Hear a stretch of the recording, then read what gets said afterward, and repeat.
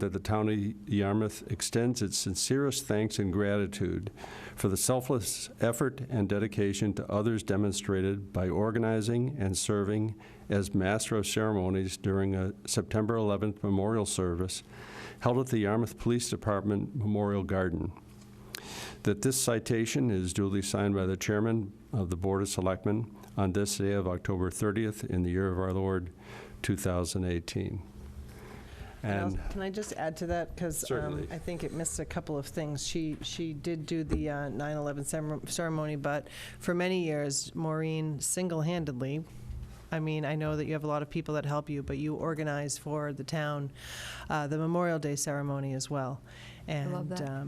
I know you do, and it shows, and we're very, very grateful for your efforts in that and respecting and memorializing our service members, and you just do such a great job with that. So thank you. Well, thank you. I appreciate it.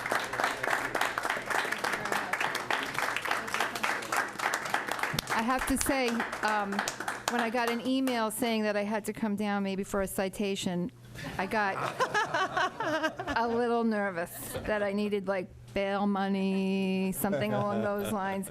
But thank you very much. We have a wonderful town, and I get to meet a lot more good people in trying to do some of these things. So thank you very much. thank you. I appreciate it. All right. Thank you. Thank you. Thank you, We Mike. didn't have to do that. Thank Oh, you so much. absolutely, Thank you so much. I appreciate it. Coach. Thanks again. Thank you. Okay. Thank you. Thank you, Mother.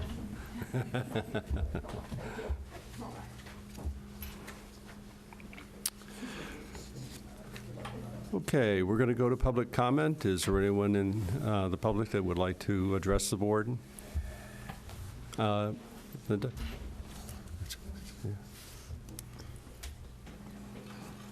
So I see the agenda has an item on the Matakees public forums. I attended the one held by the school district last Monday, and it turns out that the effective reimbursement rate is 37.7%, and so that's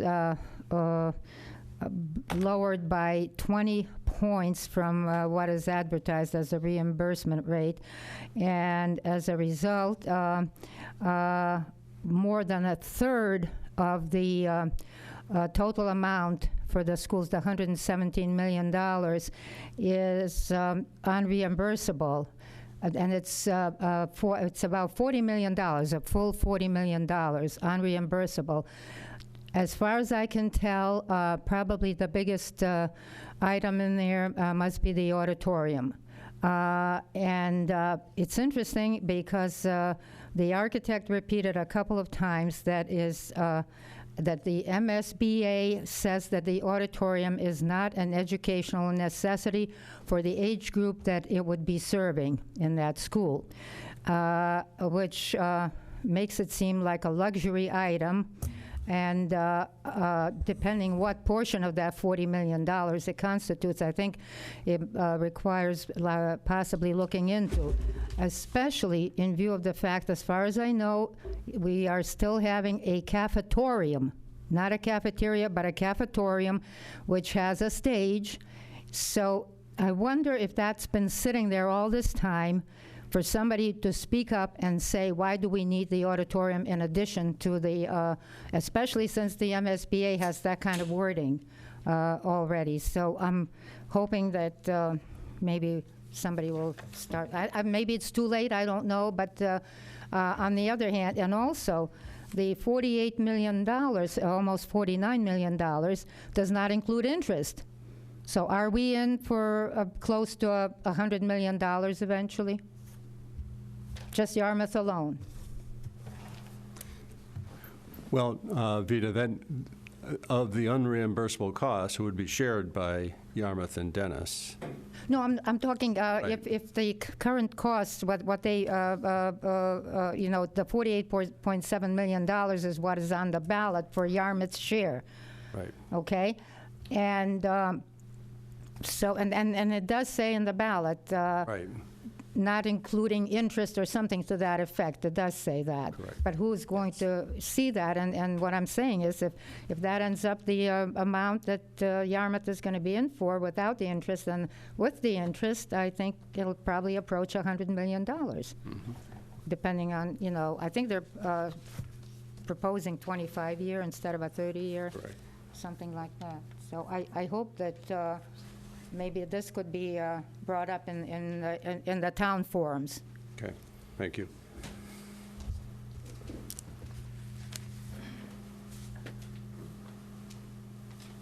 Good evening, Mary Vilbon, Executive Director of the Yarmouth Chamber of Commerce.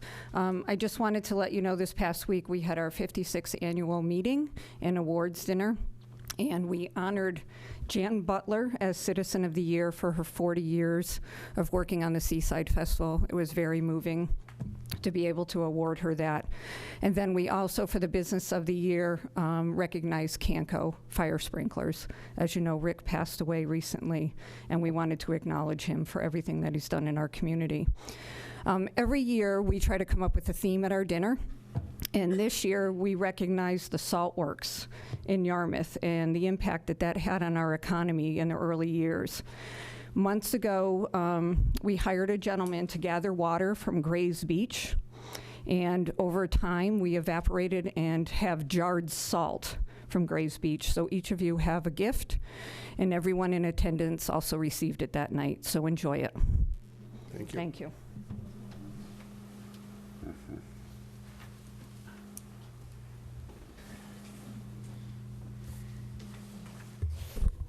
Hey folks, how are you? Good. Couple quick things. Accolades to Maureen Bedford. I got to work with her for a number of years in the baseball program and with our kids growing up, and what a phenomenal person for this community. The things that she's done for us, our programs wouldn't have been as successful if it wasn't for her. She was the backbone of most of those programs that I was involved with, and I thank her very much for what she's done for me and for the town of Yarmouth and the community. I just wanted to read something just really quickly. I think it's probably easier if I just do that than try to lay out my thoughts randomly. The future of Yarmouth lies in your hands, and the decisions you make every day will last a lifetime. A job that could be daunting. I comment to you tonight about an item in your packet on the agenda. The Dennis Yarmouth School District has an opportunity to build our students' future. As you know, the School Building Committee has been working for over 2 years with the state to study the need for a school that meets the needs of today's students. Members of this committee, which are here, Norm, the Finance Committee, parents, teachers, and taxpayers have met to develop the best direction for our district. Schematic designs have been developed and are ready to be submitted to the MSBA for approval for a 4th through 7th building on district property on Station Ave. The state contribution of 57.68, Vita's numbers may be it is less for the effective rate, but I don't believe it's down at 37. But 57.68 of the approved cost reimbursement to fund the school is unprecedented. Even if the effective rate is lower, it's still higher than most of other programs that are in the MSBA. A presentation on the new school that was presented at last week's school committee forum is also in your packet. And I understand many of you support a middle school project on its own. However, there may be a crossroads about the percentage of funding for each town, which each town is willing to accept. Any change would mean an amendment to the current regional agreement. Any change in the regional agreement would have to be approved by the school committee, voted on positively by both towns, and approved by different agencies of the state. Based on where both towns are in the talks on their regional agreement changes, they need more time. In 6 short weeks, on December 4th, the voters of Yarmouth and Dennis will have an opportunity to cast their own vote on building the future of our students. Residents will voice their own opinion at the polls. A yes vote will allow our school district to bring a new building to the students in the community. A vote in the negative would detrimentally put a halt on any school building or repairs or replacement in the district. In addition, we could possibly lose that state funding. and face the fact that both of these schools are in disrepair. The school committee had one public forum meeting last Monday at Mattakees. We will have another one on November the 19th at 6 p.m. at Wixon. Everybody is invited to attend. This is the taxpayers' opportunity to ask questions, get answers, and correct information.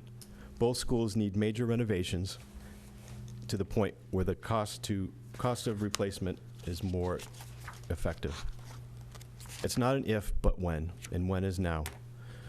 We have a great opportunity in front of us to correct 2 problem schools in the DY district and save taxpayer money. I ask this board in discussion tonight to seriously think about the position you may want to take on this building project. Losing large state funding because of a squabble about percentage share difference is not in the best interest of our students. Especially if both towns agreed to change today. If we agreed to change today on everything and agreed on a school regional agreement, it wouldn't take effect until every agency is approved of them, including the state. That will not happen by December 4th. Thank you. Excuse me, did the meeting date change? I thought it was November 5th. Well, that's not it. I thought it was the 5th as well. I'll double check. Okay. And incidentally, my figures were confirmed by the consultant at last Monday's meeting. Okay, thank you. Is there anyone else from the public that would like to address the board? Okay. Seeing none, we'll move on to the regional policy plan update. And we have Christian Senatori from the Cape Cod Commission. Welcome. Thank you, and thank you for the invitation to be here this evening. I appreciate it. This may be familiar to some of you, so I will go through the presentation. I'm happy to answer any questions, but before I do that, I do just want to recognize Jack McCormick, who's been a long-standing member of the Cape Cod Commission, chair for several years, and we appreciate all of his efforts, and I'm very glad that he could be here this evening as well. So, thank you, Christy. So the 2018 Regional Policy Plan is out in draft form at the moment. We have a 60-day public comment period underway. The draft was put out in September, and the public comment period on the draft will close on November 19th. So we appreciate the opportunity to provide you with some of the highlights of that plan this evening. The plan in its entirety is on our website, and we encourage you to take a look at the plan and provide feedback. As you know, the Cape Cod Commission Act requires the Commission to prepare and implement a regional policy plan. The first one was established in 1991, just after the adoption of the Cape Cod Commission Act. And we've updated that frequently. There have been several iterations of the regional policy plan. The last major overhaul of the plan was in 2009. We made some updates to that in 2012. And we initiated the update to this plan in 2014. So you'll see we did a homeowner survey of residents on the Cape in 2014. We held sub-regional hearings to kick off this planning process back in 2014. We held many stakeholder meetings in 2015. A second homeowner survey was done in 2017, and this is for second home residents. And then this past year, we worked with a subcommittee of members of the Cape Cod Commission to hold public meetings to review iterations of the draft plan that's out for public comment now. So that public process is underway. We've had 3 sub-regional public hearings to take testimony, and we're meeting with individual boards and members as requested, and we're taking written testimony and comment until that period closes. And a lot of what we heard, the overarching kind of principles of what we heard, is that we really need to address our critical housing needs across the Cape. We need to promote regional capital and infrastructure planning, and we need to ease the local comprehensive planning process. And while at the same time making sure that we protect our natural resources and the unique character that makes Cape Cod what it is. So the draft plan that's out is really divided into about 11 sections. I'm not going to go through all of the sections tonight. I'm going to hit some of the highlights, but I'm happy to answer questions as we go through or at the end. It was important for us when we began the drafting of this 2018 draft to really go back to the Cape Cod Commission Act and why we were established in the first place. And really the goals that were set forth in that act are really conserving our natural areas, preserving coastal resources, protecting our water and natural resources, while at the same time balancing economic growth. We need to provide the adequate capital facilities necessary to accommodate that growth and coordinate capital facilities with regional goals. Developing a fair and affordable housing supply, and while at the same time preserving our historical and cultural resources. So the growth policy, I'll get to in a moment, but really summarizing it in brief, it's really making sure there's a balance between environmental protection and economic progress. So really protecting and preserving the region's resources, and while at the same time focusing growth in these existing centers of activity. So the growth policy is a little bit longer, but it's really articulating that growth should be focused in these centers of activities and other areas that are supported by adequate infrastructure and guided away from areas that need to be protected for a variety of reasons, ecological, historical, or other reasons. And importantly, development needs to be responsive to context, allowing for the restoration, preservation, and protection of the Cape's unique resources while promoting economic and community resilience. This plan really takes a look at the Cape as 15 communities and the need for context-sensitive regulation. And it really is less parcel-specific and more looking at the Cape in terms of systems. And so we've identified 3 broad systems across the Cape. We've got our natural systems, our human-built systems, and then our community systems. And for natural systems, it's really those natural resources, ocean resources, wetland resources, our wildlife and plant habitat, and our open space, and really our need to protect and preserve and restore our water quality and the function of these systems. And then looking at our built systems, it's really what you'd identify as a built system, like transportation and other infrastructure, coastal resilience, capital facilities. And so what you'll see here is the goals and the objectives that follow in each of these systems. And then finally, community systems, and these are really the people. So we need to make sure that we're balancing the natural system, the built system, and then the people who make up Cape Cod. So this really focuses on our cultural heritage, the economy that makes up the Cape, and housing. And so new in this plan is the identification of Cape Cod place types. And we took a lot of time identifying areas across the Cape that are representative of these 8 place types. And these range from natural areas, which you would identify as those more rural areas, to those rural development areas, suburban development areas, those historic character areas, maritime areas, our community activity centers, which I'll talk about in just a moment, industrial activity centers, and then those other areas like the military and transportation areas, our airports. So this is an evolution of a planning term called a transect, which is really an opportunity to take a look at context-sensitive regulation. So these community activity centers was something that took a while for us to identify, going through an extensive GIS map-based exercise, really taking a look at what's on the ground, what's existing. And these activity centers are really accommodating mixed use and multifamily residential development. They're walkable, vibrant areas. The goal is to preserve the historic character in those areas, but also to provide diverse services, shopping, recreation. So these have a mix of community activity, business activity, but also have form that's historic and follows traditional development patterns and are really what we're anticipating additional development and growth could take place in these areas. So you'll see the next slide that shows a map of these areas identified, and these are all parcel-specific areas that are map-based, going through an extensive GIS exercise to identify these areas across the Cape. And touching on the regulatory process, of course, this plan really takes a look comprehensively at planning and regulation, but it is the document that guides developments of regional impact as they trigger review thresholds and come into the commission to be reviewed by our 19-member board.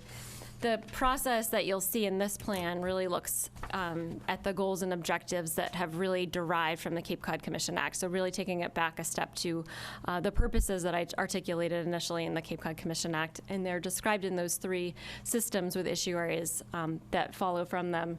And then also technical guidance. So a lot of what's in the current 2009 plan that was updated a couple of years after that is about 220 minimum performance standards. So rather than 220 minimum performance standards, a lot of the guidance and the ways to meet these goals and objectives is contained within these technical bulletins. These will be amended from time to time as we have new available information, and this is guidance that will accompany the regional policy plan. We are currently drafting these technical bulletins kind of around the clock as we speak, and they will be available with our own associated public comment period within the coming weeks. And then finally, the place tapes, as I mentioned earlier, and the resource areas. Of course, we need to make sure that we're mapping appropriately our resource areas, including water resources and other issues. New to this plan is performance measures, and you'll see here 9 discrete performance measures. And when we started this process, I think there was a list of about 100 things that we potentially want to measure. So we really narrowed it down to 9 that make sense to measure over the next 12 to 18 months and beyond that. I'm sure we'll end up adding to this list as time goes on. But things like how much habitat are we protecting?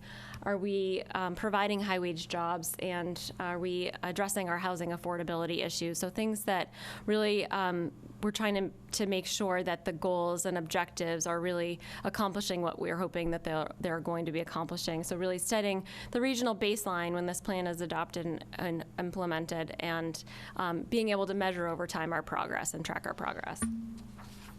And then lastly, a new section in this plan is also our recommended actions. There are a variety of areas where we would like to make sure that we follow up and more work is done. So we recognize the need for a regional housing strategy that would sit outside of the regional policy plan. We're really looking to streamline that local comprehensive planning process, so we've already looked at updating our regulations to be able to provide a more streamlined approach to communities, continuing to look at climate resiliency, and then potentially looking to at a regional capital plan that would take a look at planning across the 15 communities and coordinating that at the regional level. So just to remind you, I mentioned this at the beginning, but where we are in the process, we did put this plan out for public comment in September, and we held 3 sub-regional public hearings. The public comment period closes on November 19th. Those revisions will be made. This will go through the full Cape Cod Commission board and a recommendation to the Assembly of Delegates for adoption as an ordinance.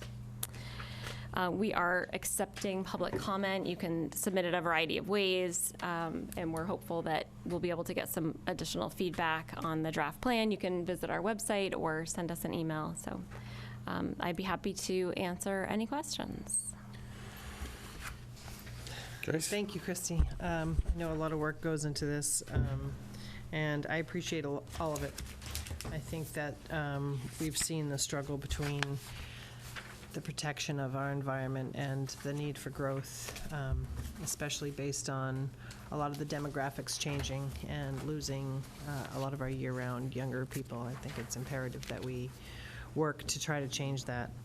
I guess going back to your map, so specifically what this means to Yarmouth, we had an exercise that the commission had done envisioning and creating our own growth centers before. Does that mean that is no longer, and you've made your own analysis based on environmental factors and? The land decision map process from 2009? Correct. Yes. So this is an evolution of that mapping process that was done a decade ago. And we have taken a look, and that's been taken into consideration as we've looked at these new areas. What we've mapped is really just a fact-based, this is what's on the ground now. It's a parcel-specific analysis, but really taking into consideration a variety of GIS layers and and I know our staff has reached out to your staff, and I think they're setting up a meeting to go through some more of the specifics around those mapped areas. So what we've can put you out. talk specifically about the mapped areas because we did zoning for our growth centers already. Yep. So I'm assuming that this is going to probably change some of that.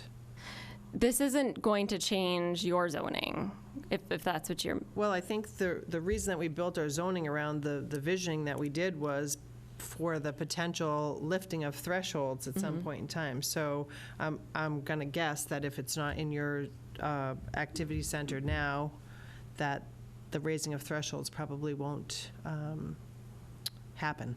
Not necessarily. So this is just a first cut at those activity centers. We anticipate there'll potentially be more. We've already heard from communities that say, well, we would like to have this be an activity center. And at this stage, there are no threshold implications, but there could potentially be at a later date. So there's these more aspirational areas that we may end up amending the map at some stage in the future.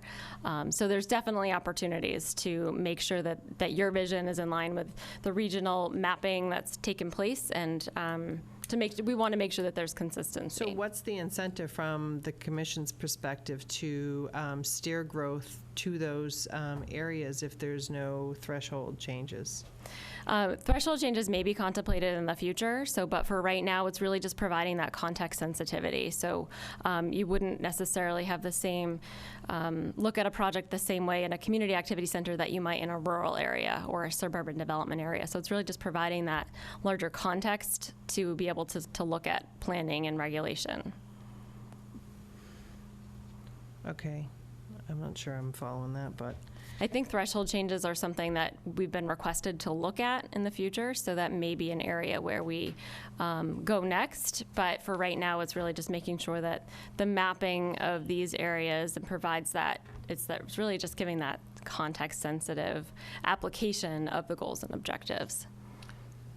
so if somebody were to try to develop in this particular area, it would be looked at differently from the commission's perspective? Potentially, there are reasons for looking at a potential goal or objective differently if you're in a community activity center versus a rural area. So there are areas where that development might be treated slightly differently. Okay. And as far as the technical bulletins, so those are really the substance behind the rules.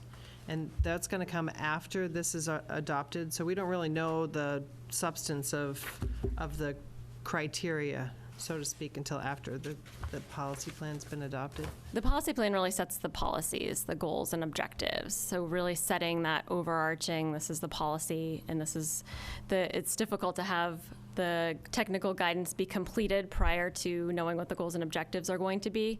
That being said, we are drafting all of the technical guidance, which really is the methods to meeting those goals and objectives. We have most of those out now. We still have a handful left that are going back to our commission. We have 14 of them. The commission's meeting again, the subcommittee on Thursday, so they are coming out in iterations, and they will have their own associated public comment period that will go along with that. So there'll definitely be an opportunity to weigh in on those. And I'm going to ask the same question I asked you last time I was here. How does the detriments and benefits analysis fit into the new policy plan? I'm hopeful it's removed. Well, the consistency with the regional policy plan is one prong of the test for DRIs. The benefits and detriments test is a separate analysis, but what we are trying to do with this regional policy plan is take projects out of silos, and so they're less issue area specific, but more looking at them comprehensively. So it's really an opportunity to make those regional projects, articulating the benefits and detriments will be a bit easier. So it's that, they're separate tests, but they will be related.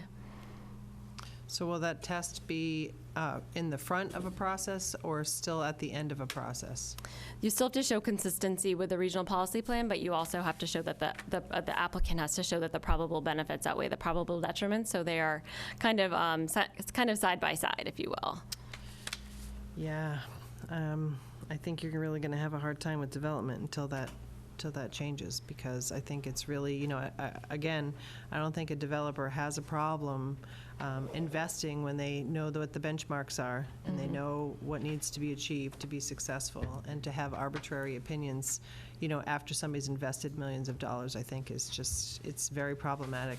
And it's problematic with us being able to move forward as a region. Yeah. And I don't see a lot of people coming and doing that because the, you know, uncertainty of it. So I'm going to stand firm on my opinion on that, but Sure. that's just me. Yeah. If I can just respond to that Yeah, quickly, please. because we've given this a lot of thought, and the benefits and detriments analysis is something that's in the Cape Cod Commission Act, and that's a component of DRI review. But what by removing those minimum performance standards, you now have the ability to say, well, this project is providing 20 acres of open space, and but for that review, it wouldn't be providing that, and that's a benefit of the project. So you're able to count those types of benefits for a project. So we're hopeful, and we intend to make this process a lot smoother at the commission for that benefits and detriments test. So I've recognized your concerns, and we're really trying to take steps to make sure that it is a straightforward process. Okay.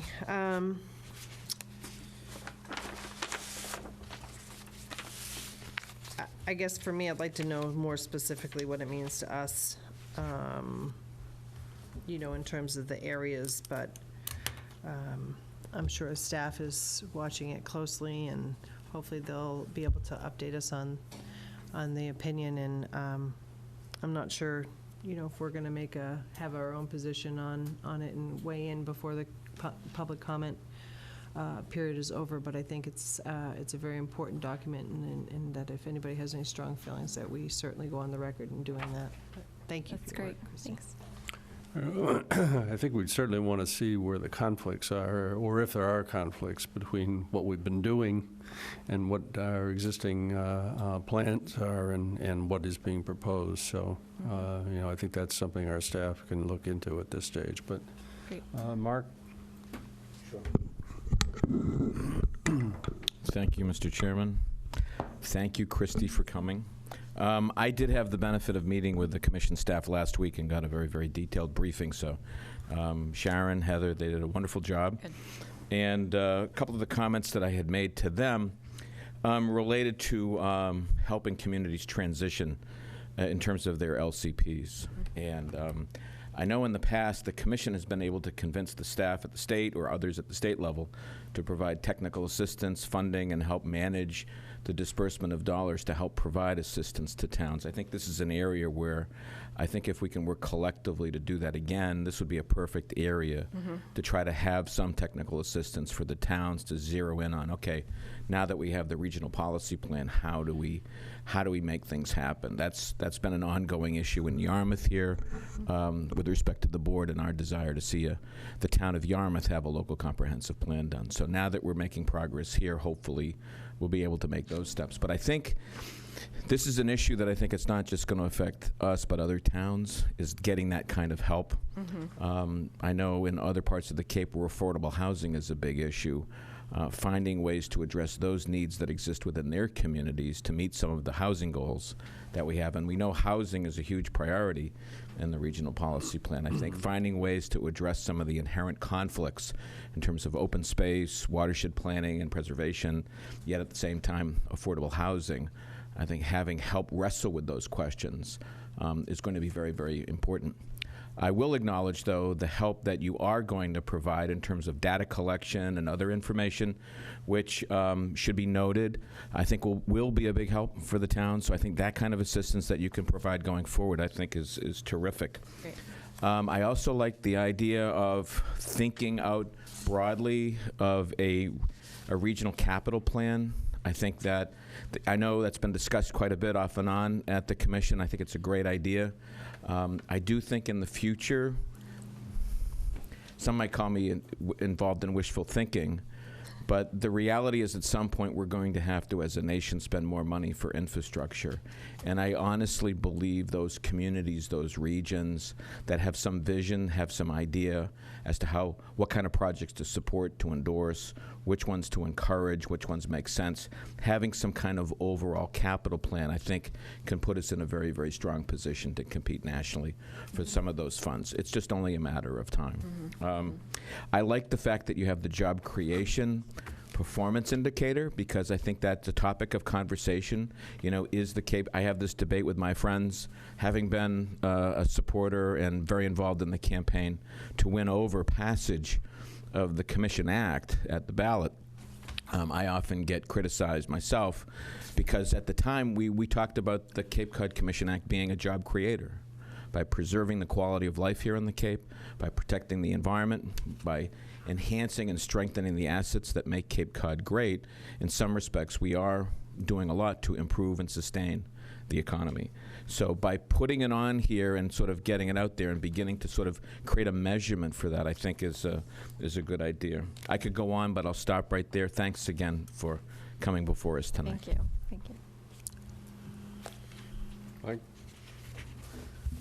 Thank you for your well thought out presentation. I think you did a good job identifying the various environmental and economic interests that have to be taken into consideration in developing a policy, and also in implementing the policy, which is even where the real challenges are. In terms of the bulletins that are going to be put out periodically, my understanding is they're going to address performance standards. Is that right? Those bulletins, is it going to be kind of like an evolving process? So I can clarify, the technical bulletins are being drafted by staff right now, and those provide the methods in which applicants who come through the development of regional impact process can achieve those objectives and ultimately those goals. So we will release them all for public comment within the next several weeks or so, and then we'll have their own associated public comment period. And of course, those will need to be approved through the Cape Cod Commission process. They could be amended from time to time when we need to if we have better information. But certainly we would go through that there's always that public review process to accompany them. You anticipated, I guess, my next question, and that is, based on the experience you're going to have with developments and perhaps what some of the unanticipated challenges may be, will those bulletins perhaps be revised from time to time to take those things into consideration and address concerns that come up in the course of applications for more substantial projects? Yeah, they can absolutely be amended.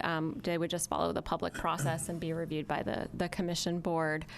We don't anticipate these will be perfect, so it's a place to start. And you know, the 2009, 2012 document wasn't perfect, so, but rather than doing a major overhaul every time you want to amend a document, it's nice to have that flexibility. Yeah, but I mean, there's nothing unusual about that in administrative processes.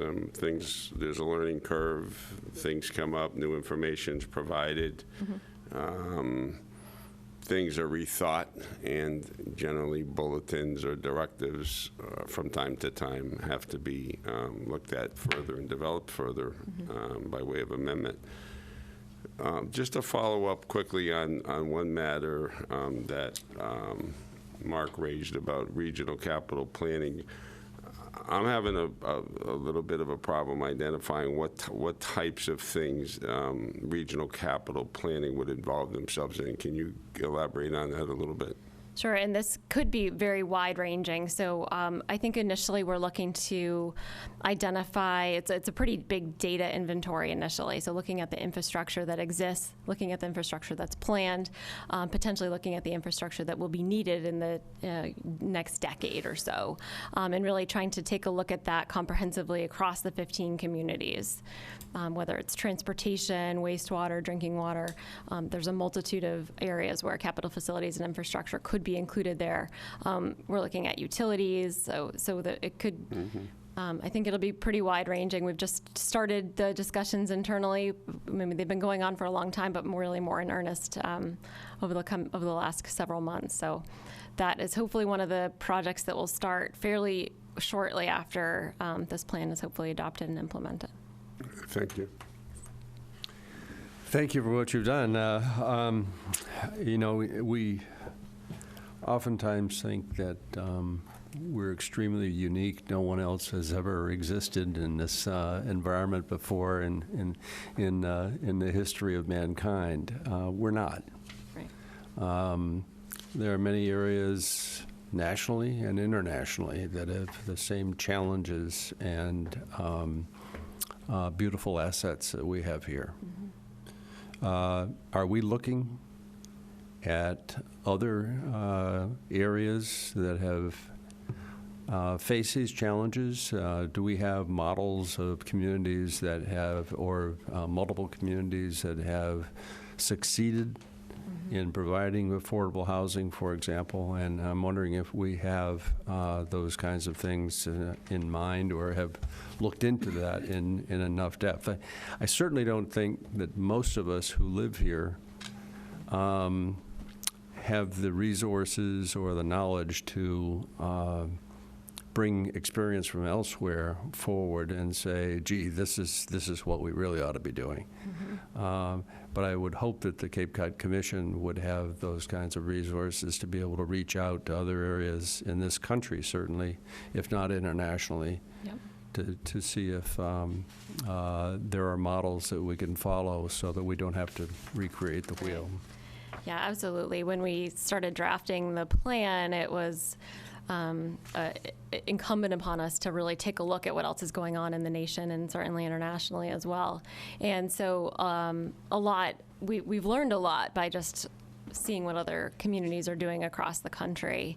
And honestly, a lot of communities look to what the Cape is doing. And so that's kind of a testament to the 15 communities and the local decision-making that happens. So we will continue to do that. We will continue to work with our neighboring regional planning agencies, and of course, look to other areas that are doing it better and trying to learn from those lessons. I really like Selectman Forrest's suggestions about trying to work collaboratively, not only as the 15 communities, but as other areas across even the state and New England at resource opportunities too. So we're certainly hopeful that we can bring more resources to this region to continue the kind of innovative planning that's happening at the national level. All right. Well, thanks again for coming. Norm, if I may, Yes. I'd like to give you a perspective on my role as a representative of Yarmouth at the Commission, and it's something that I always advocate for the town, but of course my real duty is to do what's best for Cape Cod. But I tell the rest of the Commission it's always advantageous to advocate for your community, but the whole goal is to what's best for the whole of Cape Cod. And as far as the update, I brought up just recently at one of the Cape Cod Commission meetings. I think it was I'm also a member of the Regional Policy Plan Subcommittee, the fact that activity centers can evolve, and I think that we are going to have an activity center evolve around the drive-in site because we've got a lot going on there. Plus the fact that, again, I tell them also that this is not a plan that's cast in cement. It's a flexible plan. It can be changed. The old regional policy plan has been changed a couple of times. We added a chapter H. We instituted a growth incentive zone and so forth. So, and as far as my appearance before you guys, I don't usually come and speak too often, but I want you to know that I am always informing the staff of the town of Yarmouth what's going on. And I try and include some of the selectmen whom I have personal emails for, because I think that the email address selectmen.mass.us is a black hole. No comment. Anyway.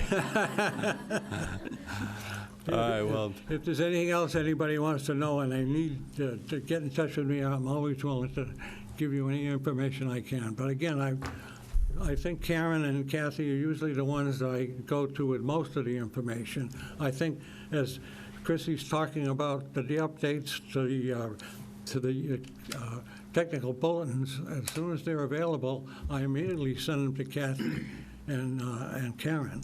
And so far now we're going to be operating on Thursday. The Regional Policy Plan Subcommittee has a meeting at 1 where we're going to contemplate one technical bulletin. Then I also have a meeting of the Executive Committee at 2 and the full commission at 3. So I'm looking out for Yarmouth, and I'm always there. We appreciate your Thank help you, on Jack. that, Jack, believe me. So, thank you. All right. you. Thanks very much.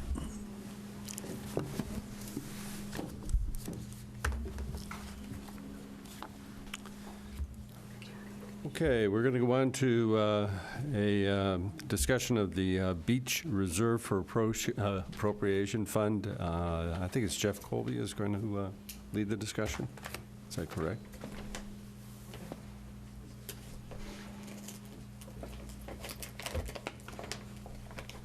I guess it's Jeff and Pat. Yeah. All right, thank you.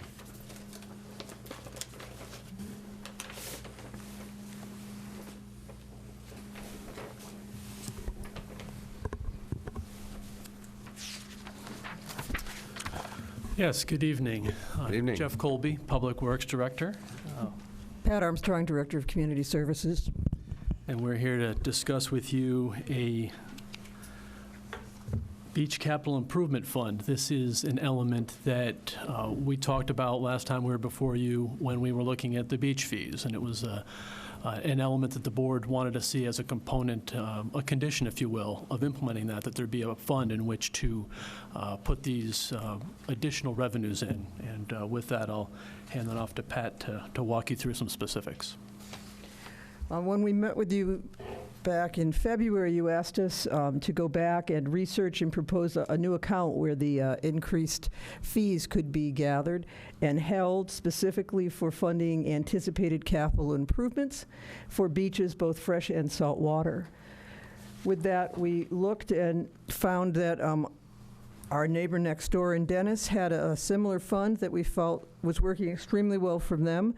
It's a Beach Reserve for Appropriation Fund. It allocates funds for routine maintenance and repairs and the replacement of capital assets within the operational and capital budgets. It develops financial policies for the replacement of assets by earmarking fees and other revenue sources and connects those fees as you asked us to do and not just have fees for fee purposes.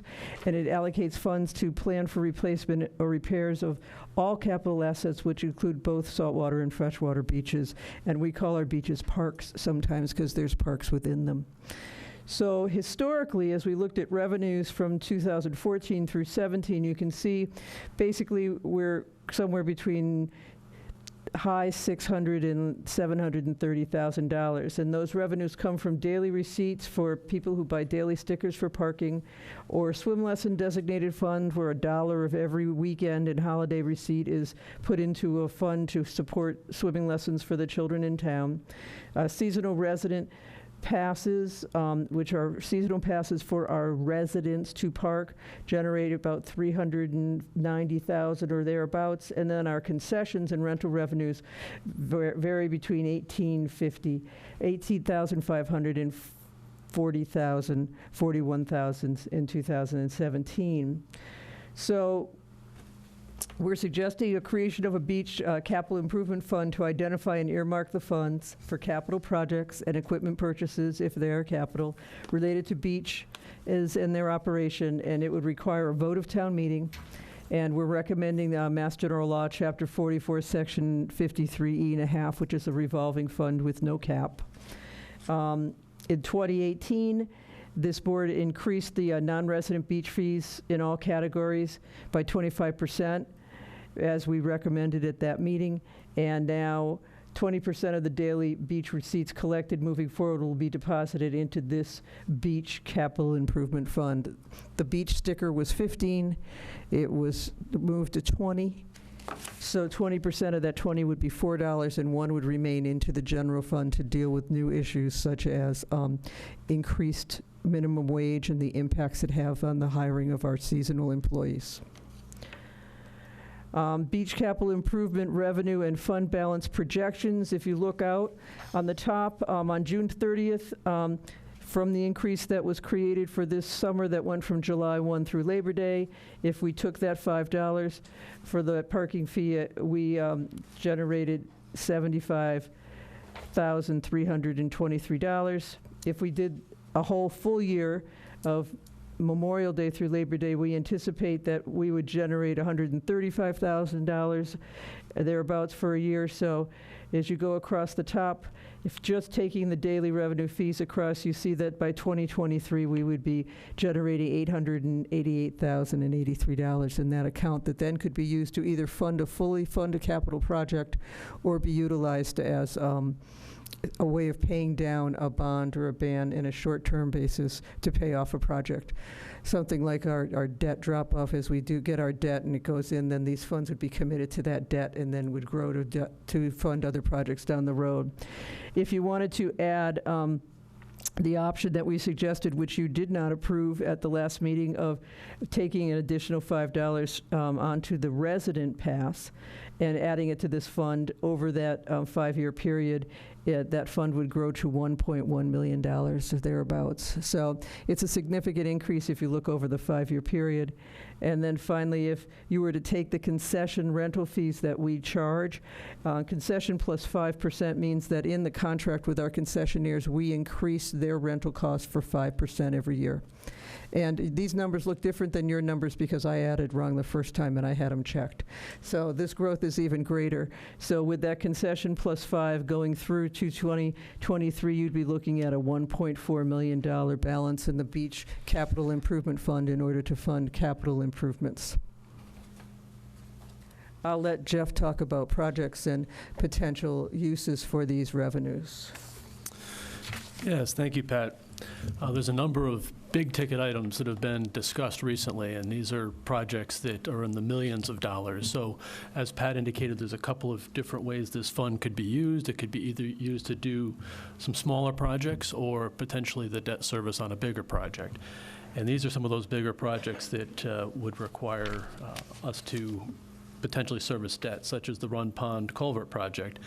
That's one that we have an Army Corps of Engineers matching component, but there's certainly a Town of Yarmouth component that we could certainly fund through a program like this.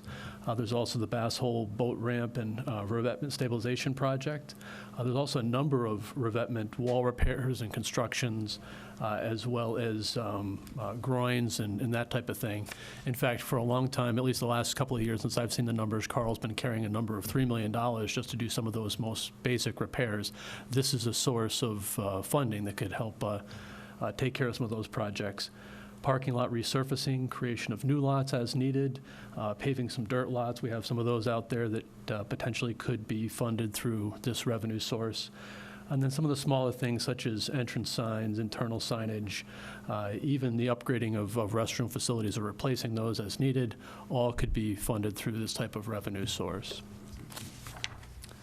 So with that said, we really just wanted to get some input from you as to whether this was headed in the right direction. Certainly it's the concept that was previously discussed, but is there some modifications or alterations the board would like to see before we move that forward to town meeting article? Obviously you'll have a chance to weigh in that process and decide to put that on the warrant or support that as well, but we want to make sure, do a check-in with the board to make sure we're headed in the right direction.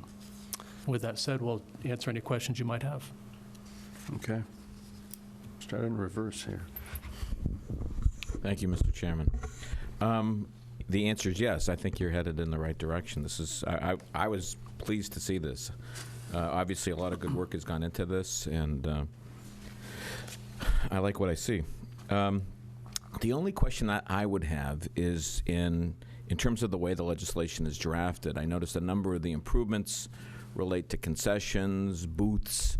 I'm just a little bit nervous that you may want to have a broader definition, or maybe at least make some broader language that gives you the discretion to do things that just aren't directly beach related, like if you wanted to improve a concession area or a restroom area. That we think of that as a beach related improvement, but I'm not sure in a strict interpretation of this. I was thinking of the parcel that was identified in all the pieces that were on it, but we could certainly ask town council for advice Yeah, on I that. just would flag that as something to check, but otherwise, no, I think you're headed in the right direction. I think the only other question that I would have is with respect to beach fee. I can't remember how we handled the fees last time at the meeting this past winter. Did we actually adopt them, or did we? Okay, so we did. Okay.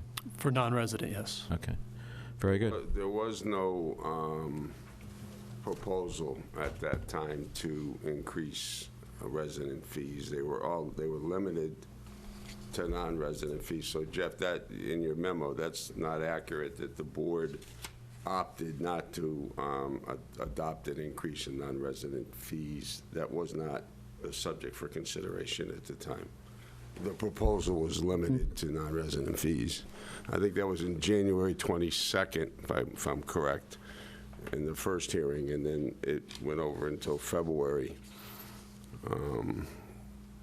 January 23rd.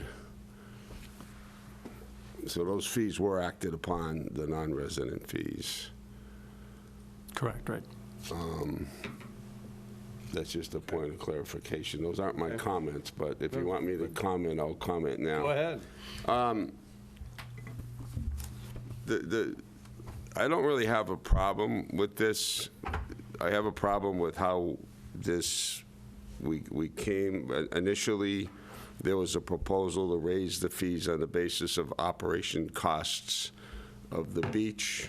And then after the first hearing, we got into this capital type project because it was represented that there was a shortfall of some $42,000 or $43,000 in operational costs, and I think the increases were going to come up to like $175,000. So then the question became, well, why do you need another $133,000? That's how we left the first hearing. Second hearing, the justification, it developed into this capital fund. So I have a problem with that. I think somebody was hiding the ball. I don't think it was out in the open.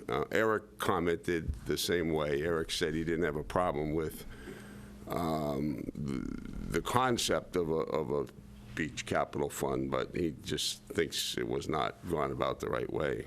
Could you clarify hiding the ball? I don't understand. Well, I think if you're coming to the table to say I need an increase in beach fees because of there's a shortfall in the operational costs of some $42,000, and then in the next hearing to justify why you would need a surplus of some $133,000, it switches to capital. I don't think that that was really out in the open the way it should have been. So, having said that, another concern I have is basically with this proposal with the legislation. It says that the fund, the appropriations will be made by the Yarmouth Rec Commission, which I have no problem with.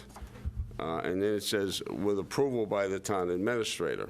So, first question is, why do we need approval by the Yarmouth administrator? What's wrong with the judgment of the Rec Commission people? And secondly, what if their opinions are in conflict? What if the town administrator doesn't want to do what the people on the Rec Commission want to do? How do you resolve that stalemate?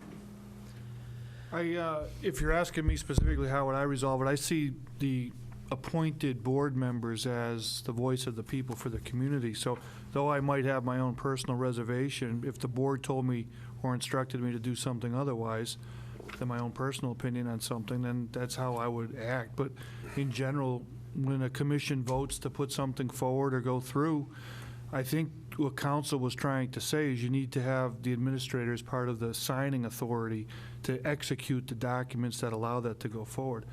I mean, when we discussed this internally, I mean, I was just as soon happy to take that recommendation from the commission or the committee in whatever case it may be and move it to the board if the board had the pleasure to do that. If they wanted to, at a certain threshold, take the vote to move these projects, we're just, we talk a lot about all of the things we know we need to do. And actually, I think Carl's latest request is like $7.5 million for Seacoast-related improvements.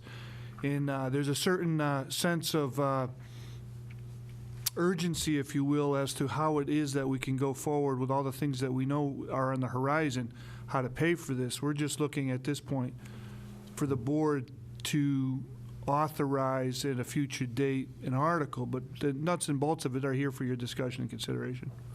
But there's a breakdown where it says the approval will be needed for items in excess of $5,000. So again, I would say, well, we can trust the judgment of the Rec Commission up to $5,000, but after that, we need some kind of oversight. And I guess my question is why? Why do we have to do that?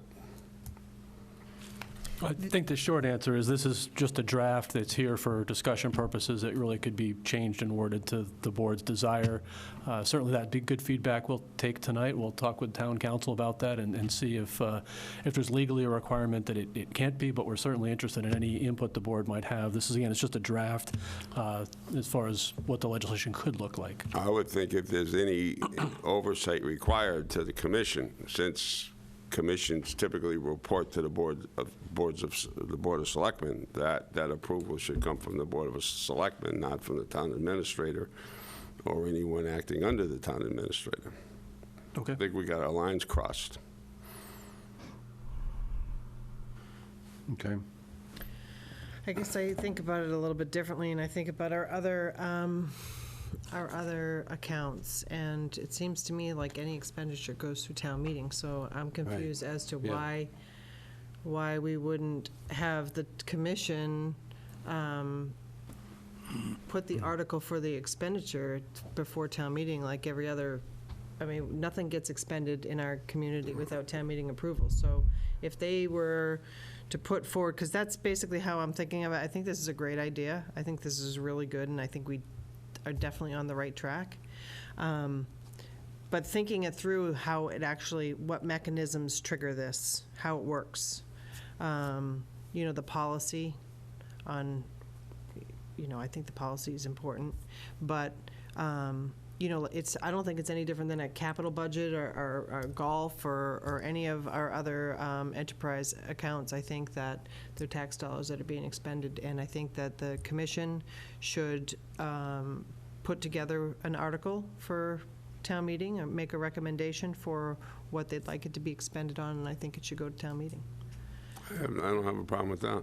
Yeah, I had the same thought. I do have a concern with regard to perhaps emergency situations, and I could think of the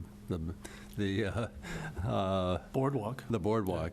I think that there needs to be some flexibility in that regard, and well, I think to that point, you could have a sum of dollar value to be expended at town meeting, as an appropriation from the beach reserve fund. That dollar value reserved for projects like that in the event of an emergency.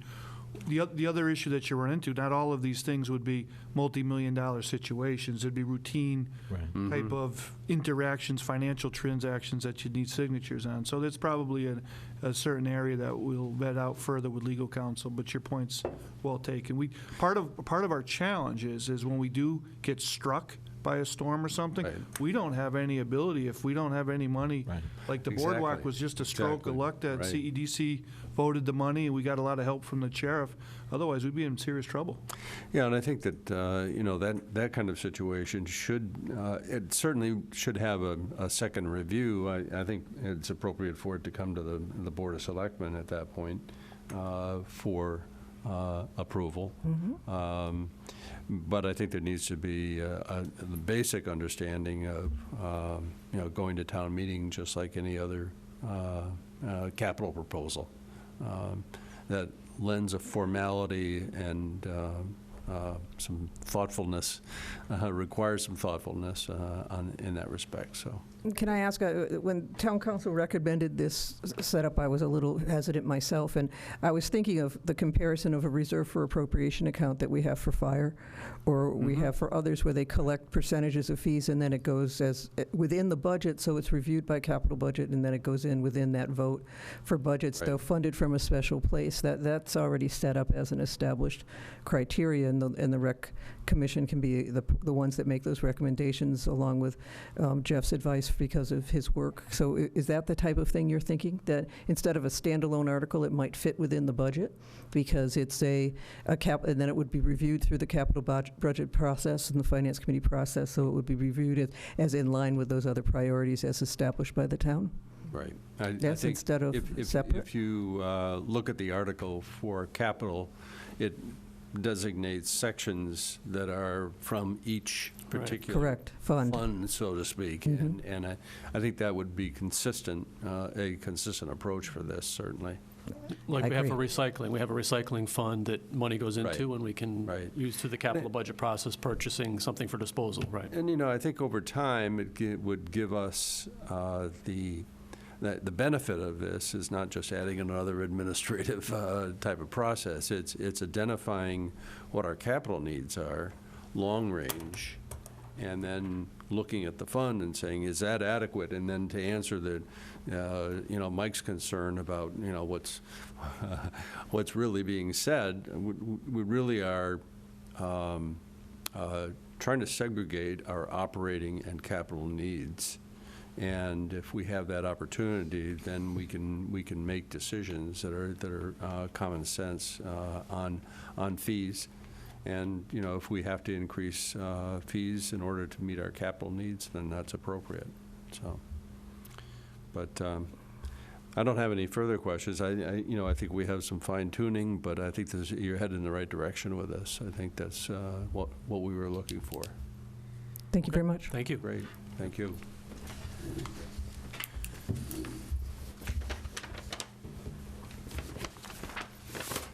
Okay, we'll go on to the Invisio strategic plan update.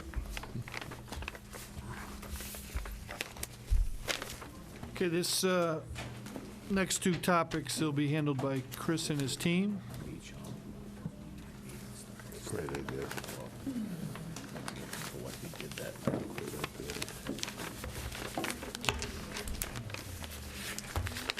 Good evening.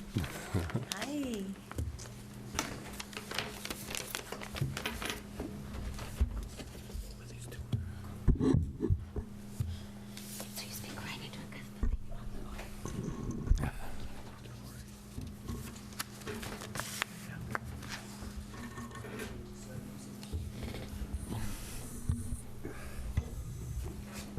Okay, well, and maybe while we're waiting for the technology to get, and there we go. Looks like that's coming up. If we could have some introductions, and I'm not sure exactly who's leading the presentation. Is that Chris? No, Chris it's is our us. leader, but I'm Laura Hayden. I'm the Department of Public Works Administrative Assistant. Great, thank you. I'm Tara Monroe. I work upstairs in the assessing division. Mary Wagon, Department of Community Development.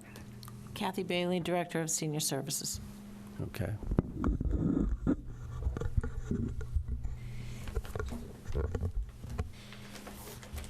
So you'll see in your packet, you should Yes. have something like this. And I'm not going to call Invisio a program. I'm going to call it an app. Because that's really what it is.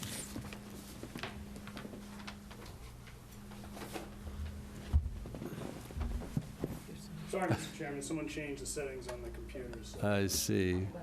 All right. power up. There we go. All Sorry right. for the delay. That's okay. Okay. Good All evening. right, great. Okay. The Invisio implementation team is here tonight to update the Board of Selectmen on the progress of the strategic planning application. And all I think questions it's will hard. be, You might want to move the Oh, sorry. microphone closer. all questions will be answered at the end. The Board of sorry. Clicker. There we go. The Board of Selectmen have 11 main goals, and it was recognized that the town did not have a tracking system that was easy to update and view the progress of our many projects for the Board of Selectmen, all the committees, commissions, staff, and the public. We needed a program that would show the progress of these projects and how they link directly back to the Board of Selectmen goals, realizing that there are many projects that multiple departments work on collaboratively. After much research, Invisio was chosen. We took the Board of Selectmen goals and we broke them down to a focus area and then broke them down again to sub-actions, an easy-to-use tool in tracking these main goals. For example, the goal to expand economic development was broken down, and one focus area is the bike path.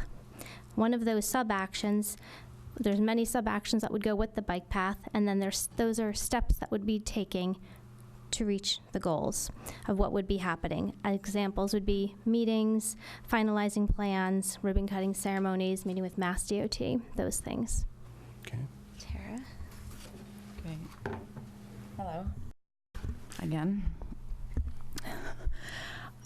Up here on this slide, that's awfully loud. At least I think so. So what Laura just showed you up here is actually, it's a screenshot, and it's a very small screenshot of a very large, an enormous spreadsheet that's actually over 75 lines of information on there. And so this is actually all we could fit on the slide, because it really, there's a lot. So, yeah. So we can, and we have been reporting off this sheet. It's certainly doable. However, it's awkward, it's not easy on the eyes, and it is extremely time-consuming. So what we have transitioned to and what you're going to see is actually so much better. Next. Okay. So up here we have, and actually I have to see it, we have what Laura just mentioned, goal 1 up here, and that is to expand economic development. And this here is focus area 1.1. So there are actually 7 focus areas devoted to this one goal, okay? So down below, so you see focus area 1.1, and then it'll be 1.2, et cetera, all the way down to 1.7. So down below that, you actually can see 3 of the 5 sub-actions that are associated with this particular project. And these sub-actions that are up here that you do have in your packets, these are what the staff have actually added, and this is the basis of our reporting. And then these sub-actions get updated weekly, and that's how your reports would be generated. So without getting too technical, this is a kind of a basic illustration of the updates and the weekly reporting. So here we are again. How does the progress bar get updated? Is that, I see the progress bar that, for example, on sub-action 1.1.1, and it's got a progress bar. How does that get updated? Is that? So the progress bar actually, that's user optional as far as the progress bar. So it's an estimate. The progress bar itself is an estimate. Okay. Okay. Because when you have a project at 100% and you're adding pieces here and there, is it 18% or are we at 20%? So that's actually a rough estimate. Okay. Not too rough, but it is an estimate. Yeah. So, so then Chris actually implemented the Invisio team, which would be us, and to roll out to the departments, all the departments, the actual software package. So our committee, we attended meetings and training sessions. We learned the software. We familiarized ourselves with the software, and we actually presented to the department and division head meeting on June 25th, and I have to read this because it's a mouthful, Strategic Planning Vision / Invisio Rollout Plan. So that's kind of the background on our education. And then we actually, we were actually too happy, to be honest with you. We had a lot of fun with this. It was good. So we then we set up training sessions for each of the departments within the town. And then each department was able to decide whether or not they wanted to come here to Town Hall. We offered and had several training sessions upstairs in Conference Room A. And we were also able to go out to some of the different departments in the town. This one shows Laura and I are at DPW, training Jeff, who was a very happy, willing learner, as you can see. So yeah, I think we all had too much fun again. So yeah, we let them make the call, and this was a collaborative effort of the entire team, the committee. And we also, it was determined it was best to have 2 trainers available at each session, running the training sessions to ensure maximum educational success for everybody. And that's kind of where we end. And I'm going to turn it over to Mary now. Thank you. So, Invisio is now active. Your goals, the Selectmen goals, have been entered into Invisio, and they've been broken down, goals, focus areas, and then to sub-actions. These sub-actions are currently being updated on a weekly basis by staff, and they're going to be rolled up periodically into reports for use by the department heads, and eventually linked to a public dashboard. This is the dashboard that our residents will be able to quickly and easily access 24/7. They'll be able to see the updates on our latest progress. So last week, as Tara said, we met with the department heads for a check-in and a rollout wrap-up. Through 2018, we're going to continue to work to make sure that your plan is in and complete in Invisio. We're going to finalize the report templates, and we're going to be able to develop the public dashboard, which we hope to launch in early 2019. At this time, I'd like to hand it over to Kathy, who's going to show us some examples. Thank you, Mary. First of all, I would like to let the board know that it was very important to have this cross-functional connection. For me in senior services, I very rarely get to work with these beautiful future women leaders in your community.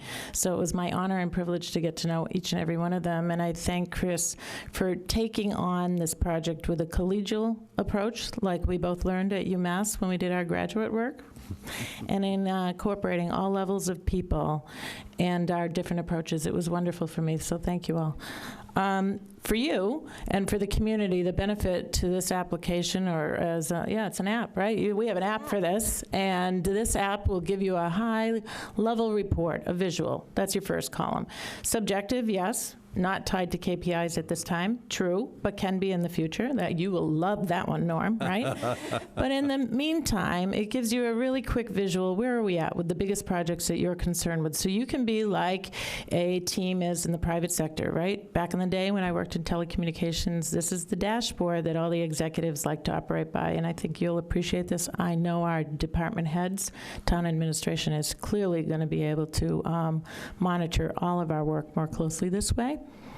In the next column, you'd be able to drill down and get this detailed focus report. So who is the owner of the project, and what exactly are they saying about why it's going so successfully, or where are their challenges? And you'll be able to get right to that and talk to the person that has the answers. That's really great. And this public dashboard down the road is your ticket to full transparency and inclusion of all people in the whole process. So this is a pretty exciting time to be able to do this kind of work in Yarmouth. And I'm delighted that Chris invited me to be part of this team, or I volunteered. I'm not sure how we got there, but either way, it's also been a pleasure working with Chris Dwelly on this, and I'm going to plug UMass again because we are both did our graduate degree there, and I know this collegiate style is the way I like to work, and I was delighted to work on this team that Chris led. Thank you.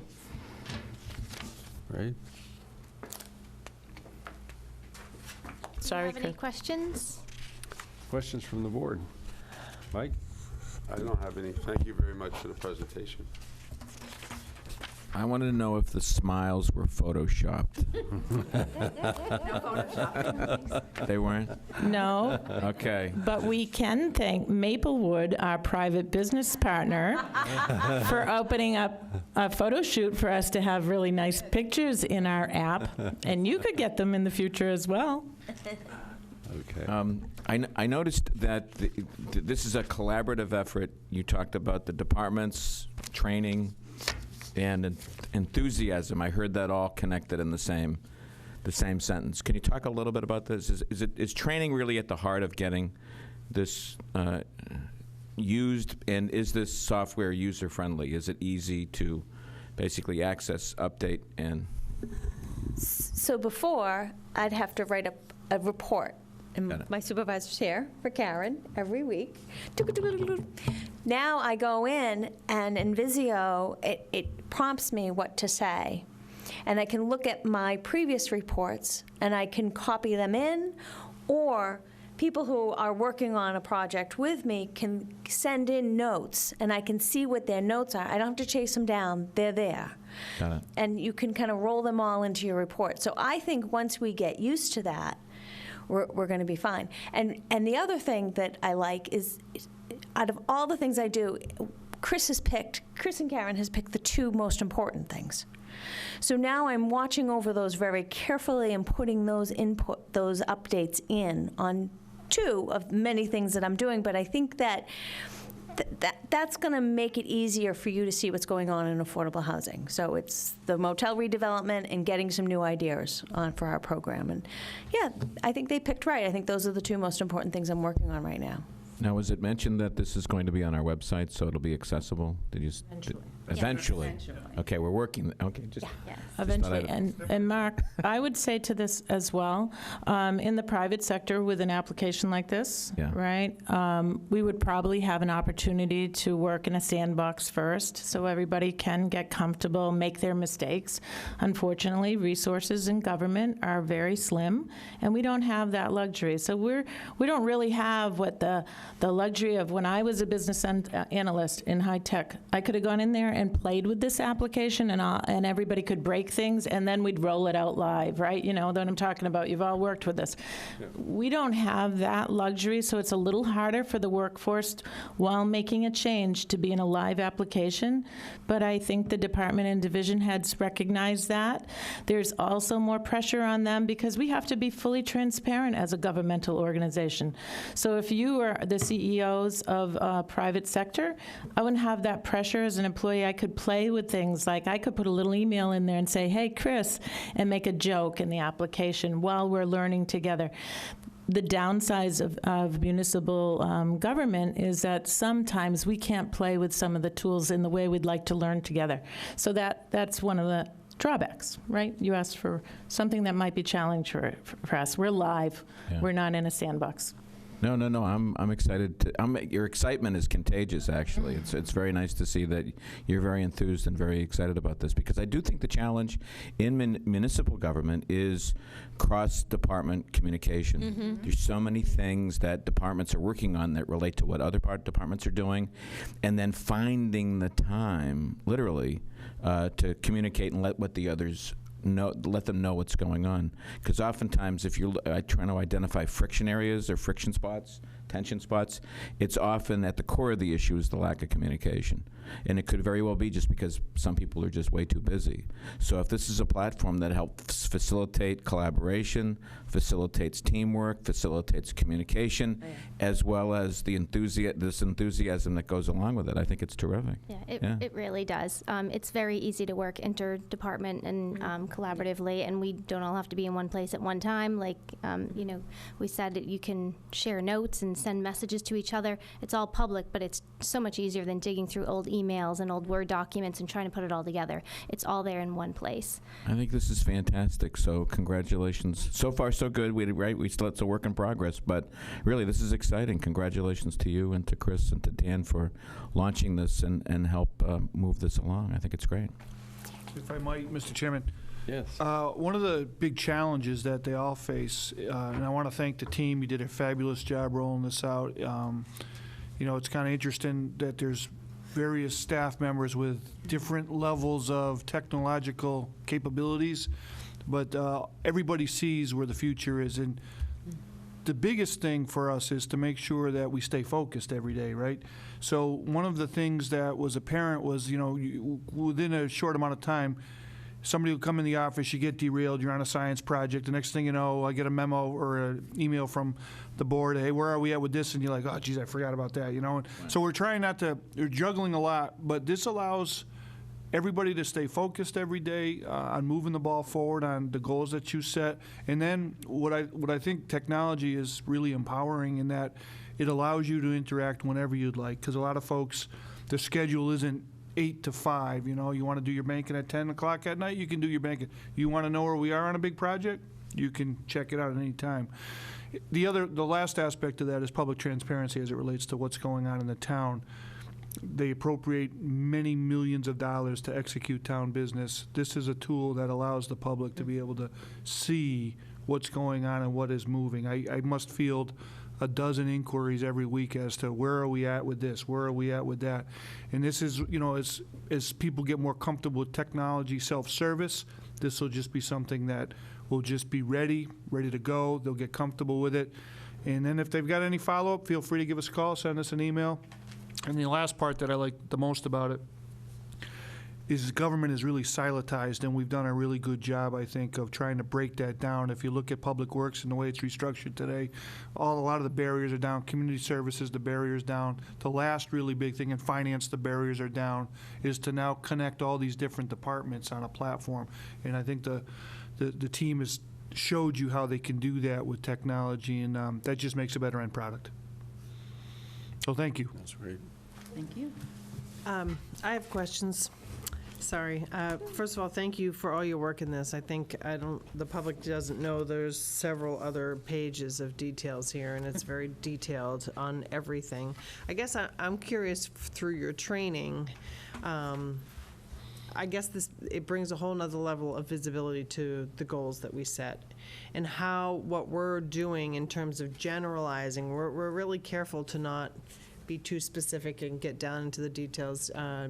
You know, we talk about 10 topics, not in a particular order. Is that the same type of platform that other communities use? Is it common? Should we be looking at, not that, you know, I know you've already set this up and it's great, but moving forward, are there things that we can do that will help?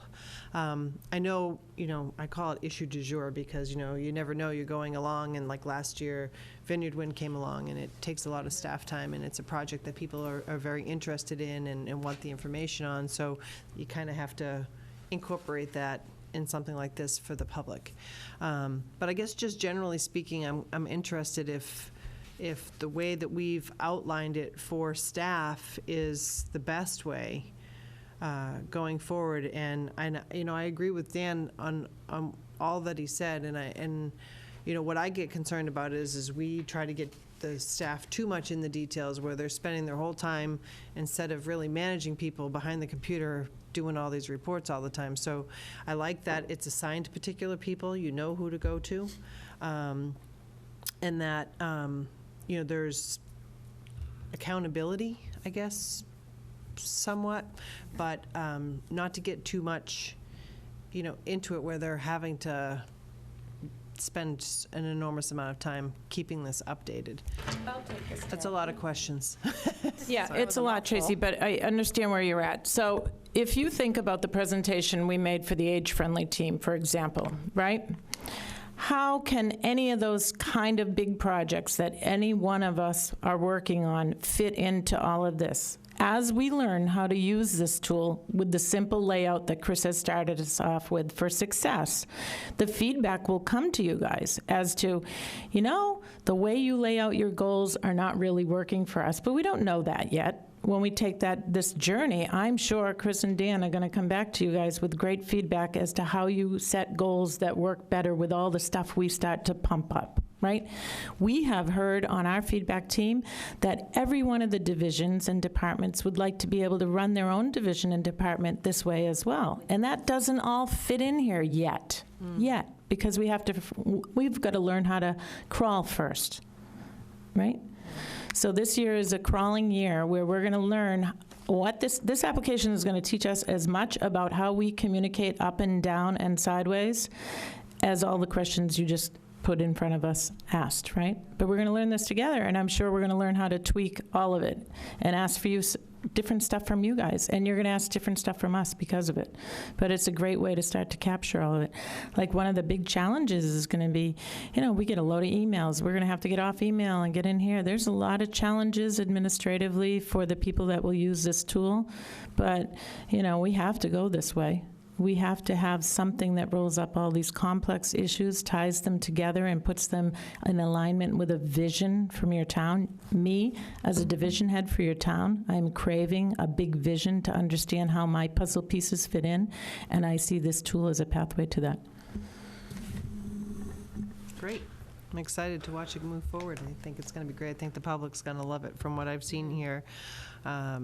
Just the notes and the details for each project. I think it's going to be very, very helpful to people. And I think even though maybe it takes a little bit more time to front load it, I think just the fact that it's going to be accessible eventually to the public, I think could actually save time answering a lot of questions. You really see the steps. Yeah. So, you won't get the phone call saying, what are you doing with this? It's like, hopefully people will learn to go there and see it. I know I'll use it. So I'm excited about it. Thank you for the work that you're doing. I'm grateful for the enthusiasm that each of you shows for what you're involved in. And I'm sure that's infectious to the people that you're talking to and training. And I could see that in what you've presented tonight. I was thinking back to my corporate days and the strategic plans that we put together, and it was all manual, first on typewriters and then on computers, and it was laborious, tedious to synchronize everything, and the point that Mark talked about, there were so often misunderstandings between people as to really what the goals were.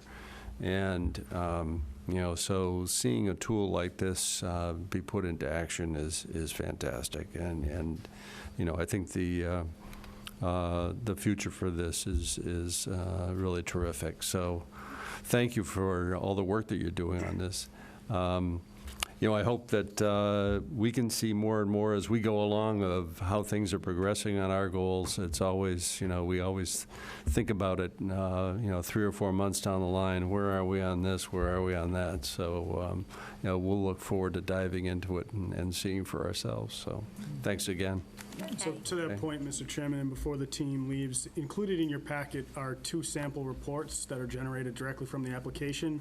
One's labeled the Board of Selectmen Executive Report, high level. This report will give you an overview of those goals and then the few focus areas related to those goals. Very high level, not much detail, but it shows you the progress and the overall status. Also in your packet is what we call a full strategic plan update report. This is the same of what I just described, but then you get into those sub-action details where you're getting staff's narrative on where we are each week. And what we did was we wanted to include these in your packet so that you could take them away with you today, take a look at them, and then come back to us and let us know, which you prefer. We can schedule these. Mr. Chairman, if you like just a high-level report, we could schedule this to automatically be sent to your email every week.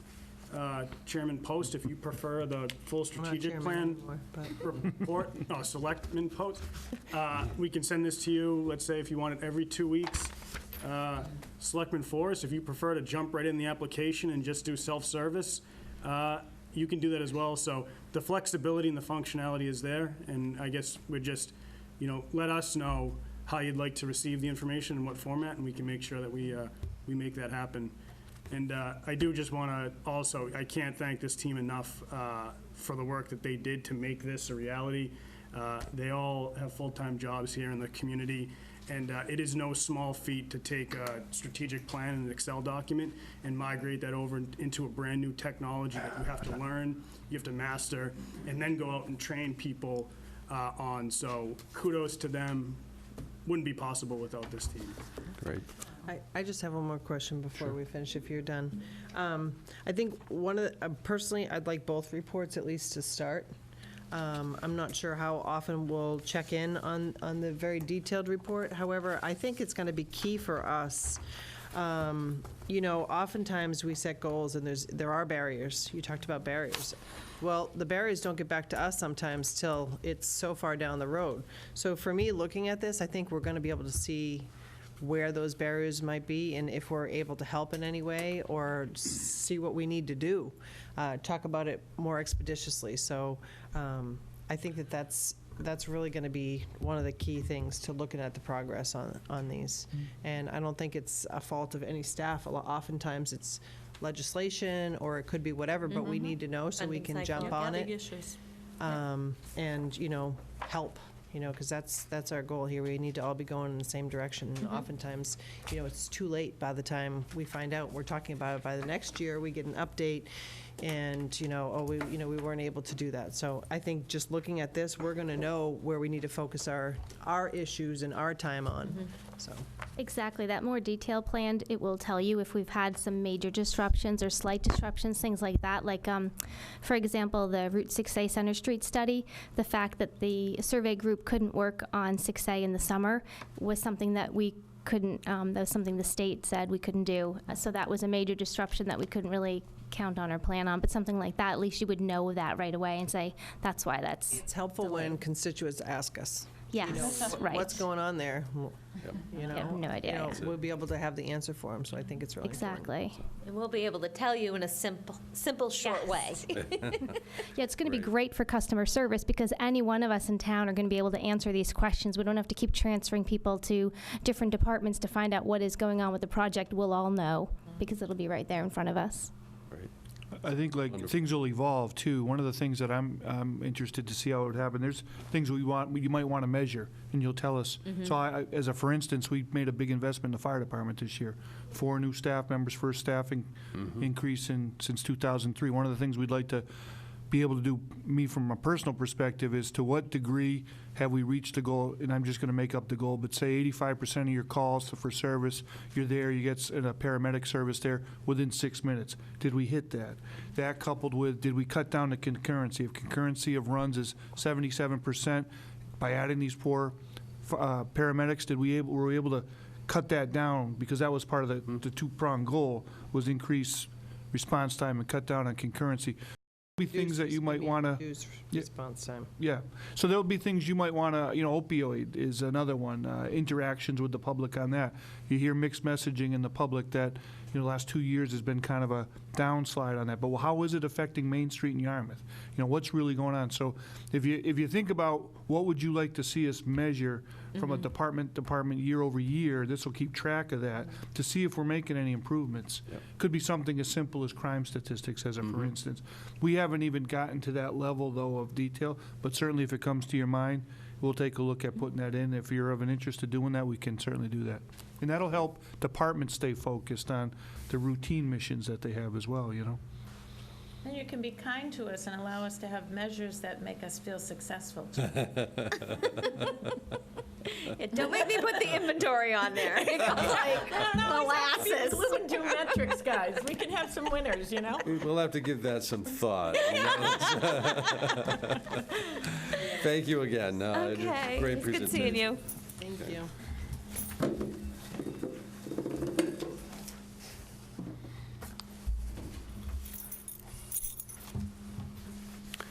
Okay, we're going to go on to communications plan discussion, and I'm not sure who is. That's still Chris. His social media, modern technology interaction. That's all his wheelhouse. Oh my goodness! I saw we have a YouTube. We have a YouTube How about channel that? now, huh? Yeah. I 21st saw century's it. coming to Woo! town. Can't I stop was it. on the website today. I'm like, we have a YouTube. We are really cool. All right, I'm gonna try something crazy and get a little interactive here. Are you sure? Yeah, but you're still dependent on a cord, right? Yeah, well, baby steps, right?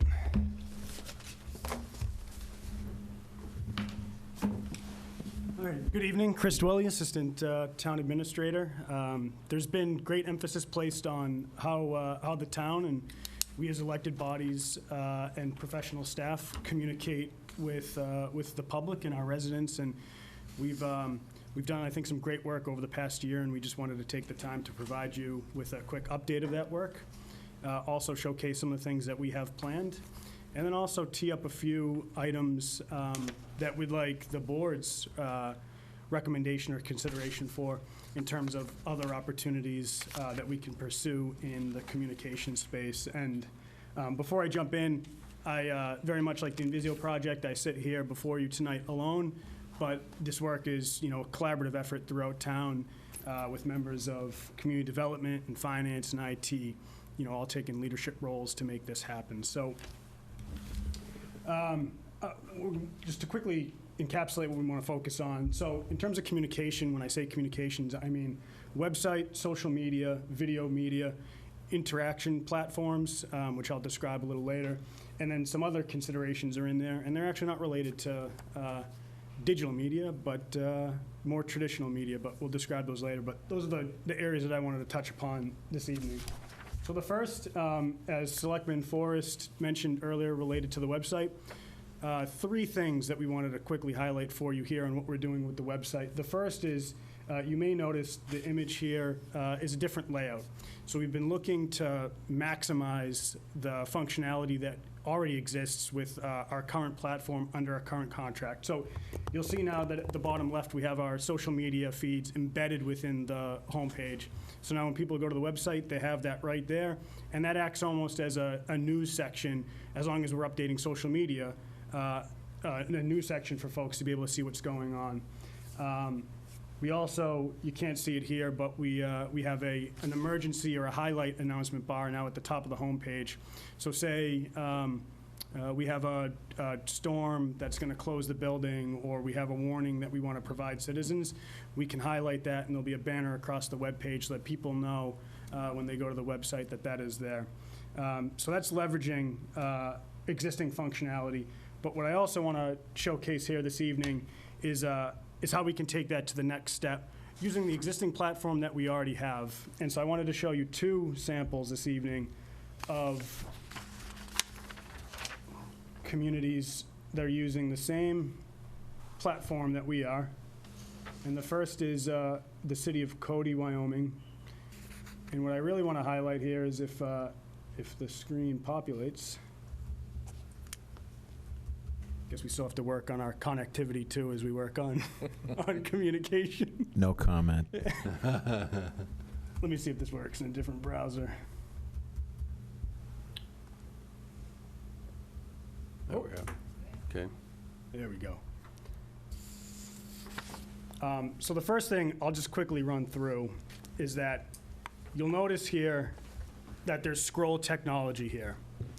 Right? And so very much like if you're on Amazon when you're online shopping, or you're on your smartphone and you're scrolling through websites or an app or even messages, people want to scroll, right? You should put as much of important information as you can right there on the homepage so that people don't have to click and figure out how to navigate to the information that they need to find. So that is an option that we're definitely interested in pursuing. And bringing to the forefront of the homepage the important information that we either think or that we know people want to see. So for example, a great thing here in this example is city highlights. So we can highlight certain components. If we have upcoming festivals or things like that, anything related to the city, we could highlight here right on the homepage. You don't have to go look for it. Latest news, scrolling feature. Add some imagery and some text related to the news and other updates that you can highlight here. So that's one. And then the second one that I wanted to show you, which implements or uses the same scroll technology, but what they've done here, which is great, is they have a section right here on popular links. And so this is a great resource for us to be able to include things like online bill payment, right? If we can do a quick search of our website right now and see what gets the most hits on our webpage and bring those links right to the homepage so that people don't have to kind of navigate through and find them. If we believe or we know that Invisio, once we roll that out, the public dashboard, that is the most popular link on our website, we can place a little cube of Invisio dashboard right there so people can just click right to it. I'm sure the other thing that you can do, Chris, is you could probably even get hits on the news items. Oh, so if there are things that we're doing that we know people have a huge interest in, that can be helpful for the board to know, because there may be some value in having some more discussion or some more attention to that. That's issue. right. And so here's just again another example of how you scroll to find more information on the homepage.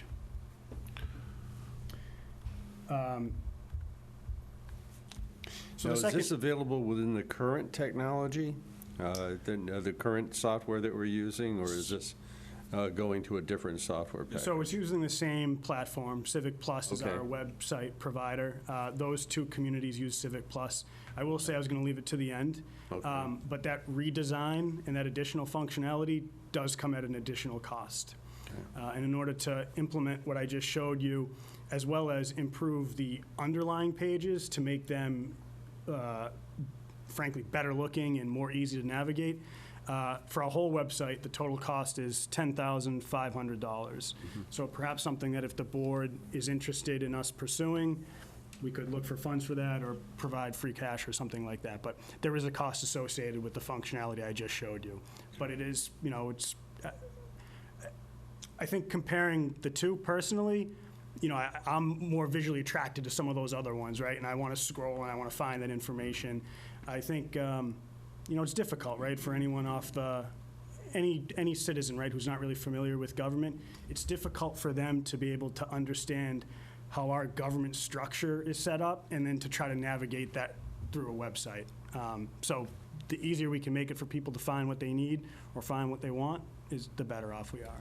I was intrigued by the first page of this Cody where it says, "I'm looking for," because I think that that's one of the frustrations of people going to our website is, okay, you've got to figure out what tab to go to and then drill down. Oh, no, that's the wrong one. So let me try something else, you know. So you do a lot of hunting and pecking to figure out what you want to do. Yeah. Yeah. That's a great point. The second, or really the third piece, and the final one that I wanted to show you on the website is that, I mean, you can make all this stuff look great and you can make it accessible, but you have to have content there. And that's a big effort. And so Rich and his team are working on, he's now assigned staff to work and develop some of our content management procedures. And those will help us ensure that we have regular updates on the webpage, consistency among those updates so that things look similar and are very consistent. And then also, while they're doing that, they'll be able to improve navigation and searchability so that it's easier to find this information. We'll find fewer dead links on the website and things like that. It'll just clean up the overall, our overall web presence. So that process is starting now. Chris, is there a way in this, is there room in terms of the display to have a place you can go and find out what boards meet when, what's Absolutely. going on in terms of board meetings? Because I think that's important if you could do that. It is. I could show you if I still have them up, but one of the things you'll notice is there is expanded capability here on the calendars. So this example here, but let me actually show you. I know this is a little off course, but I like what Littleton does, and what they do is they actually split their calendar between elected boards and community events so that you have two places, depending on your interest, to go and see what's going on in the community. Oh, and here we go, right on the homepage. I think that's great. And so you see you have your public meetings and your upcoming just general events, which is great, and you can provide. I think that's I mean, you great. can further delineate the public section into the Board of Selectmen and our other committees and commissions and boards as well. Okay.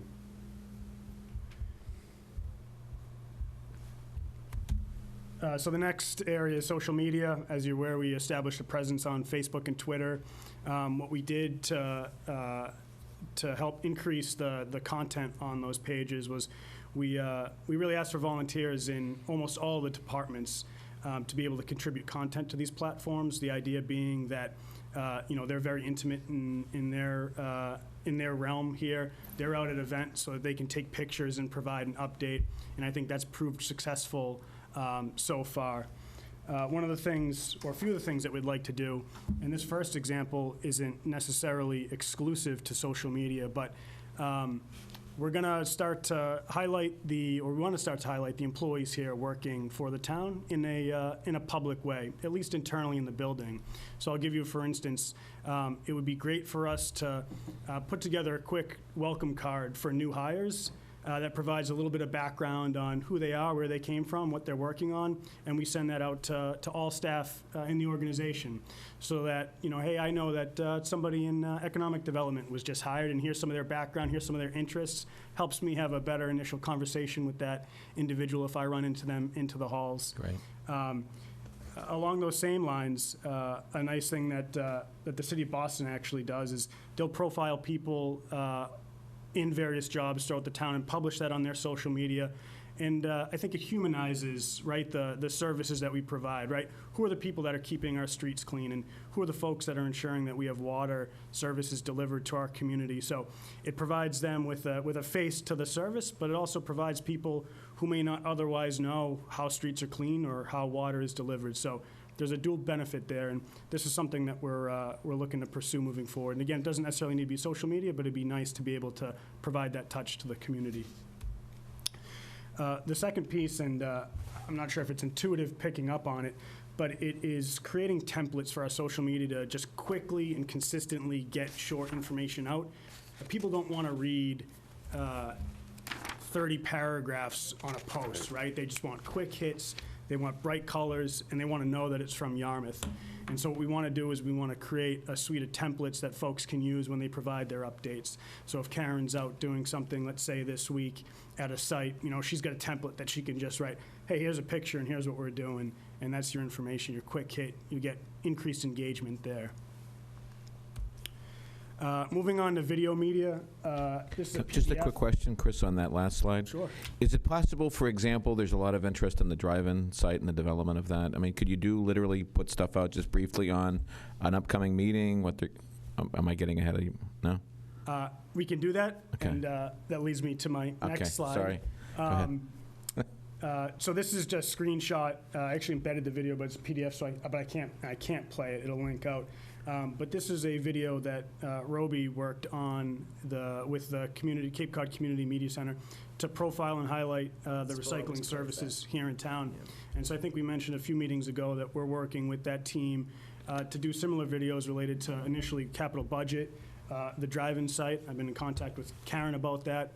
Volunteer opportunities in the town, what it means to volunteer and what that experience looks like.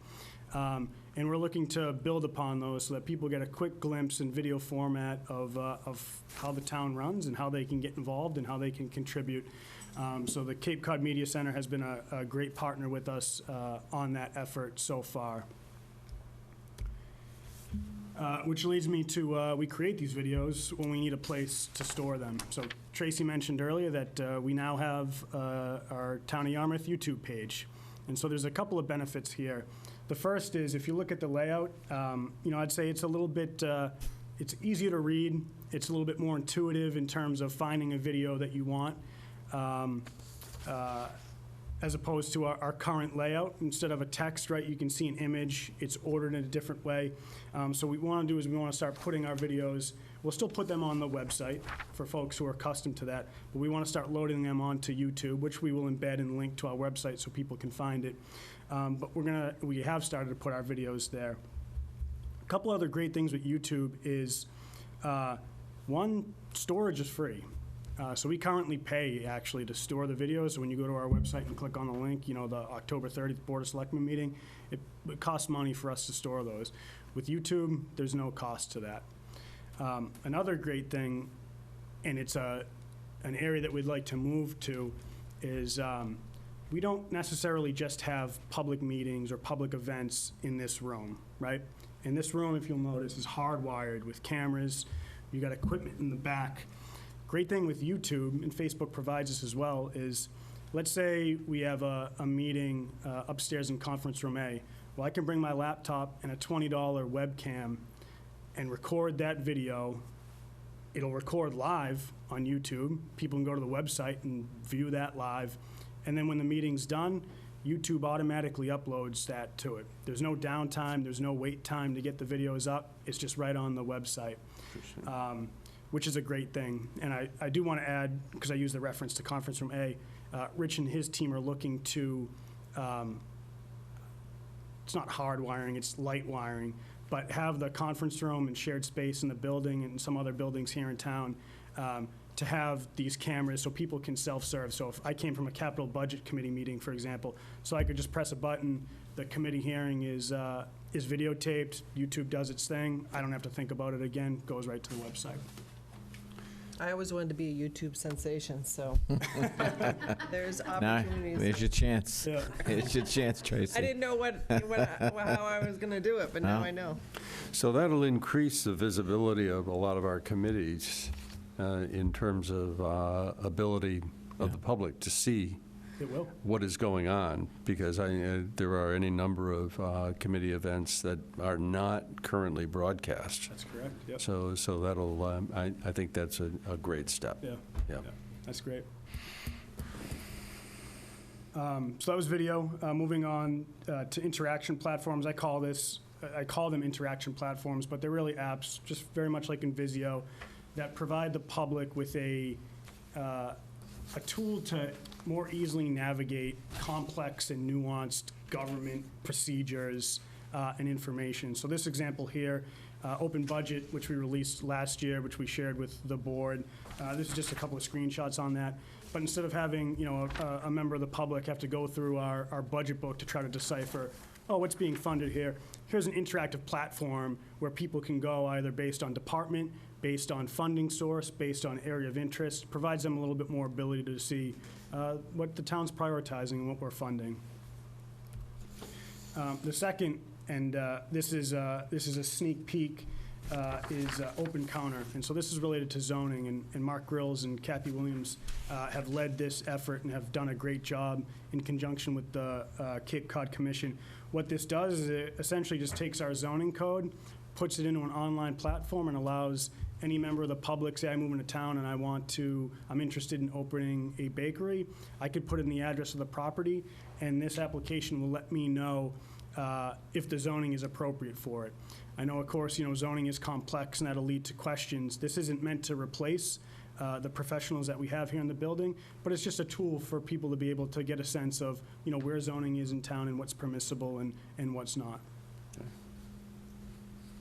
And the last one, which you heard about, so I won't go into too much detail here, is the Invisio Public Dashboard, which will be coming soon.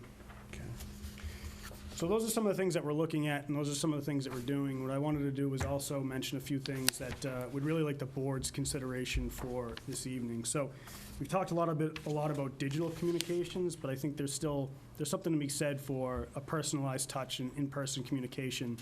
And so one of the things we'd ask you to consider is perhaps making a welcome desk at the front of the building that is staffed by maybe tax write-off individuals who can greet people coming in the building, who can let them know how they can get down to the building department. They can hand out some of the information, some of the flyers that we have, provide people with announcements. It's a nice touch. If you're going into a building that you haven't gone in before, you don't know where you're going, it's nice to be greeted by a face to let you know where to go.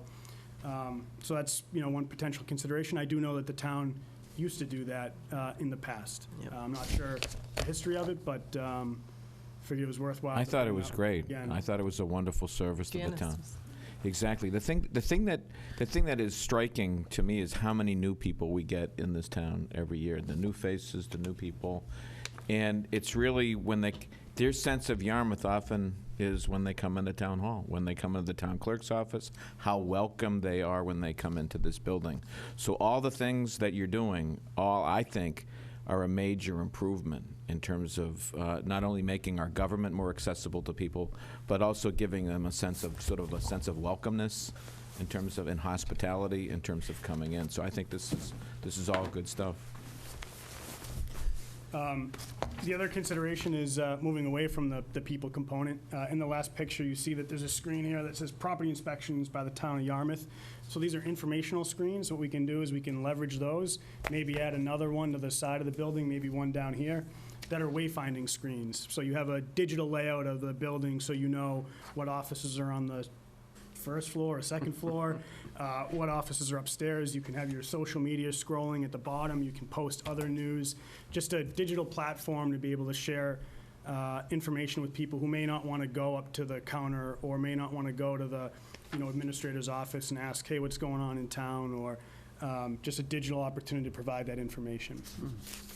The other, everyone, a lot of people do this, as a recurring newsletter or blog or video log at, some certain frequency to be able to provide general updates to the public on things that are going on around town. Another consideration is brand guidelines. I mentioned this a little bit earlier when I spoke about the templates for social media. Some communities will develop consistency among they'll brand themselves essentially with fonts and colors and imagery. And the intent there is that if the town releases something on social media, posts something to the website, issues their annual report, people are, if they see the information, they know, oh, hey, you know what, that came from the town of Yarmouth.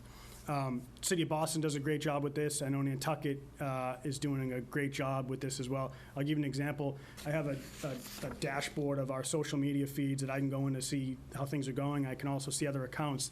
I know, because of how Nantucket has set up their posts, I don't even have to look at the seal or really see the content. I just know from the colors and the font that that's a Nantucket post. So another consideration. And started doing that recently with the minute, the board, the agenda, the board agendas and stuff like that. I started to pick up on the consistency. People, they'll look to an image, right? Before I was just typing up the agenda, listing it out there, and there's stats behind social media, and we have our engagement has more than doubled on those posts by just putting the text on top of a picture. So, that's amazing. Yeah, that's great. It's true. They catch your eye. Yeah. And then the last piece is templates. And this is really just similar to brand guidelines, but templates for town. So templates for letterhead, templates for memos, templates for presentations. You've seen 3 presentations here from town staff, all a little different. The same goes for our annual reports and our budget documents. These are all things to kind of create consistency and create a brand behind Yarmouth if there's interest. So that's what we have for you. I do want to leave you with launching these efforts and then also keeping up with them is a time commitment. Mm-hmm. And there's not one designated staff member presently here in town whose responsibility it is to focus on communications. And so, as I mentioned, it's a team effort and people pick it up here where they can. And we can continue to operate that way, but our progress will just be a little slower.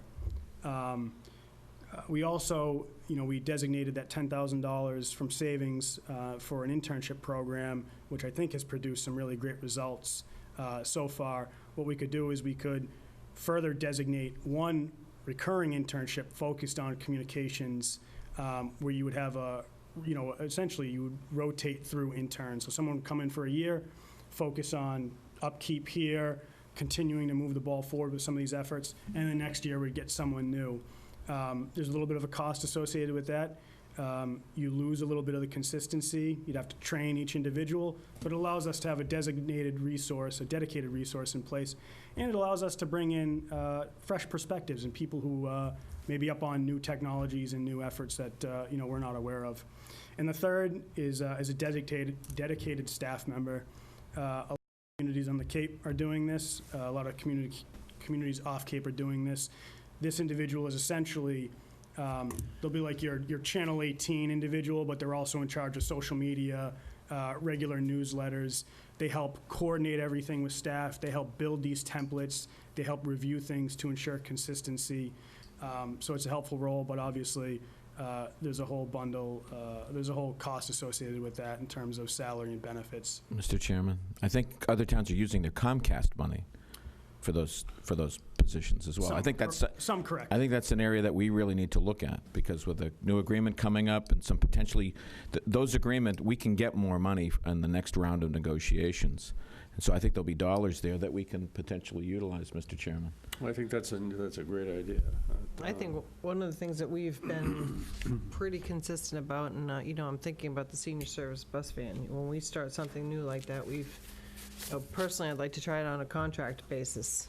A one-year contract, so we can see the benefits from it before we go investing. I think you talked about the benefits and health insurance and the cost associated with that. I don't know if it's a 40-hour-a-week job, but I think that potentially looking at least, like a 1-year consulting contract to do social media. I think the chamber works in that manner, or had worked in that manner at some point in time for marketing. Before I jump into hiring new staff, we have a lot of. I agree with you, Tracy. I think that's an excellent option to look at. There are people that do that on a contracted basis. I like the changing, because I think where social media and these things, what people are doing changes all the time, and I think different people looking at it sometimes is a good thing. Not always. Consistency is also important, but it's amazing the younger people that you can get involved through different platforms, and sometimes you have to think differently. Sorry, Lord. There you go.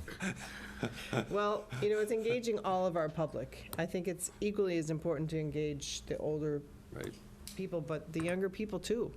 So I think it's a combination of reaching all of them. And personally, I'd support looking at doing it with a contractor for a year. But I love the idea of showcasing staff and volunteers. I said it before. Jerry Sullivan was here. He did a great job showcasing our volunteers and all that they do.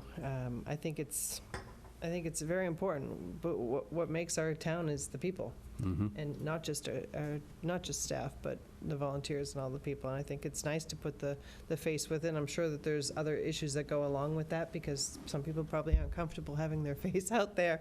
But I just have to say, I think we have to go back to the basics too, because minutes. Things like that. We're getting into some really great things here, but we really need to stick with making sure We got a plan. Okay, well, Came together recently. we need to do what we're doing now well before we start to get crazy on the other stuff. So I think that this is awesome forward-looking things, and I love all of it, but I just think making sure that we hit all the important notes is. I think there's always a question on how, naturally, you know as well as anyone how sensitive we are to additional commitments, but sharing costs with other towns too is certainly. We're not the only ones. Not the only town that is concerned and struggling with the needs for communication. So. Certainly, if we can share some resources with another town, look for, maybe another town wants some consulting services as well. That might be a way to go. And we can capitalize on what other towns are doing as well, as you are already. And I think that's a potential. But we certainly need to do the best we can with the things that are a concern right now, but we need to move ahead as well. We can't let things get too far out of reach, or we'll have a real hard time catching up. So, great. Thanks. Appreciate the effort. And I just have a couple of comments. Yeah. I'm in support of the extra money for improving the platform on the website. Website? Yes. I think we need to do that. We need to get more functionality out of it. The kinds of things that you're talking about require that kind of investment. So I'm totally on board with that idea. And with respect to the staffing issue, I appreciate the conservatism and the concern, but Comcast gives this town a ton of money to do communication, and we only use a fraction of that money for what it's intended for. That just needs to be stated, and we're going to be going into negotiations soon. And at some point, we may get asked, what are we spending our Comcast money on? And there's a good chunk of it that's not being spent on what it's intended for. So let's just be honest about it. So I think we need to spend more of that dough on government programming. Channel 18 is the sex offender channel. We got to turn that away from that and make it more about what's going on within the government. I'm sick and tired of turning on the TV, and that's all I see, is sex offenders living wherever they are. We've got to get that into a whole different place, like we're doing with this, like we're doing with YouTube.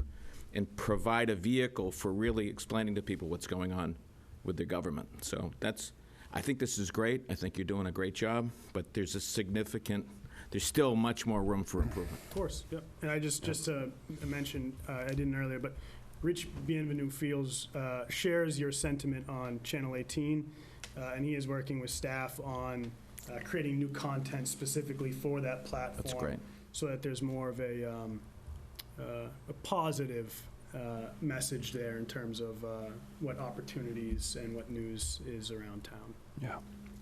If I could, Mr. Chairman, just briefly. Mm-hmm. I want to adopt Mark's comments. Mark and I have been talking about this issue for well over a year in terms of, what we feel the absences were in the website and what was needed. And I think you are going to have to spend some money to get to where you want to be. The thing that I think hits the nail on the head here in terms of what you have to do on an overall basis, you mentioned two things, accessibility and content.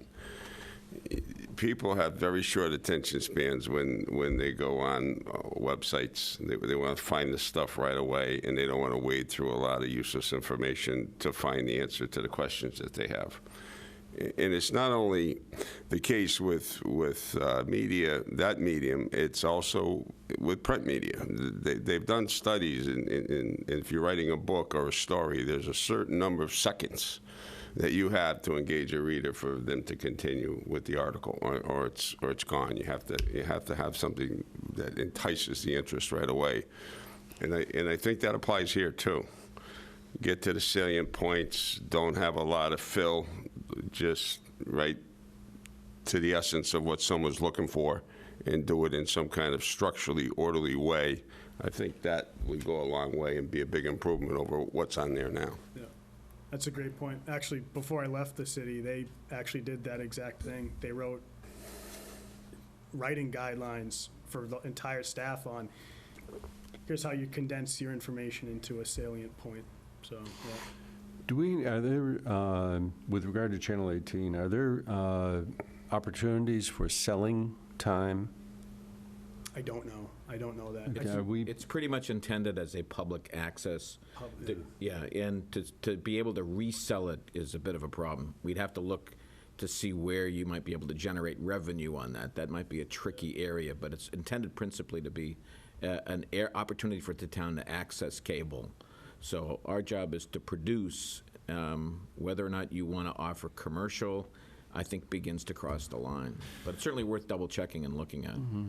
Well, it'd be interesting. I mean, certainly if we were offering community businesses the opportunity to utilize some of the time. I mean, we're not talking about huge segments of time typically, but I think you could showcase them. I think the point is charging them, though. You don't want to really sell the advertisement. No, we could look for some contributions. They call them underwriters. Underwriting. A little pilot money. That's right. I think there's a way in which you could, if you had a robust programming situation like they do in Falmouth, it's underwriting. So you'd have a program brought to you by, the Ford Foundation. Right. As one of the items, too, that I think is important not to miss out is we got a lot of great information on how far behind the contact game we are with golf, right? So if we want to get that premium payer golf customer of the future, this is the way to communicate. They don't communicate the way we do it now. Right. So that going down this road, I think we can optimize on a lot of different fronts.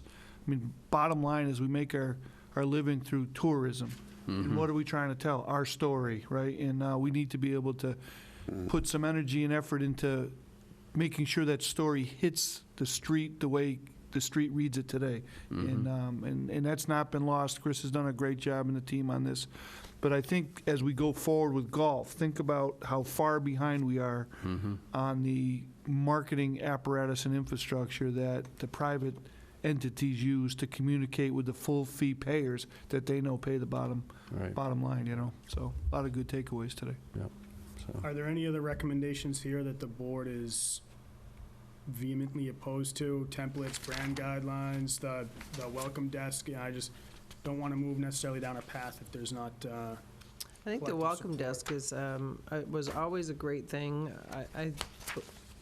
I believe it's nice to have somebody there smile and help you when you get there. It would be nice to cross-train them for another responsibility. I'm not sure if it should be a tax write-off I'm not sure if that's, if there's other things that they could be doing, because oftentimes there's not people there. So I just would like to use the time wisely. Maybe staff can go out. I don't know how you could think about somebody who could just change their workspace even. I'm not sure how much of a time. I'm sure it's time consuming when someone does come in. How often that happens, I'm not really sure. There must have been a reason why they I think it's got when away Liz from it. Hartsgrove left. No, it was, that? Janice was there, and Janice went into assessing, but she used to sit at that front desk for years. But I think Liz was the one that organized it and set it up. That was my recollection when she was here. With volunteers. She pretty much organized it and set it up. And then it wasn't long after she left, where within a short period of time, it just sort of disappeared, so. And she's she's reachable, she's around. You can easily compare notes with her in terms of how it was set up, because it seemed to work. Janice is still, I saw her at the flu clinic yesterday. Okay. She's around. So that was a volunteer effort? Not originally. Originally, it was staff. It was full-time staff, and she did the switchboard, and she did all, I'm going way back now. But sure. we had a switchboard operator. That's a true story. They used to answer the calls and put them through. I know. That was years ago. Yeah. But, so, that's not all they did when they sat there, but it is nice to have a friendly face that can point them in the right direction. But maybe there's staff in here that could do their job and do that at the same time. It'd be hard to have that, any type of sensitive information out there. Yeah, Dan could sit out there. There you go. Meet the You public. need a pretty face.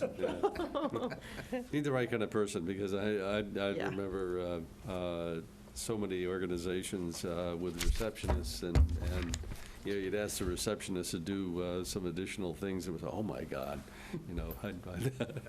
That's what businesses are doing now, though. The big businesses are having greeters that meet people at the door Yeah, of these it's a little bit stores. different situation, though. Yeah, it's a different focus than a receptionist sitting there. Yeah, so, but all right. Great, that's helpful. Thank you. Thank you very much. Okay.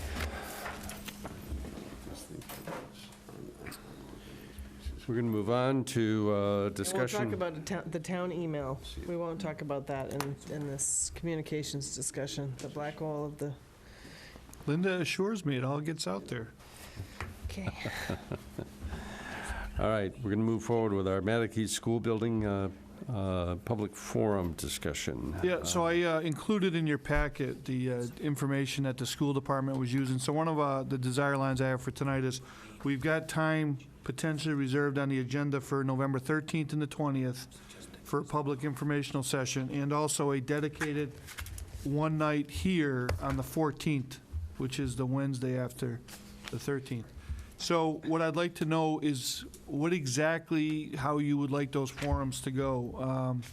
What kind of presentation or materials would you like to do? I do plan on providing on the 13th for you the latest state of financing as it relates to the options that could be available for the project, and also how it ties into other potential borrowing situations on our horizon, so you can get a better understanding of what our options available are to that. That'll be on the night of the 13th. There'll be a small presentation to get that started. But beyond that, what is it that the desire line of the board is to communicate with the public?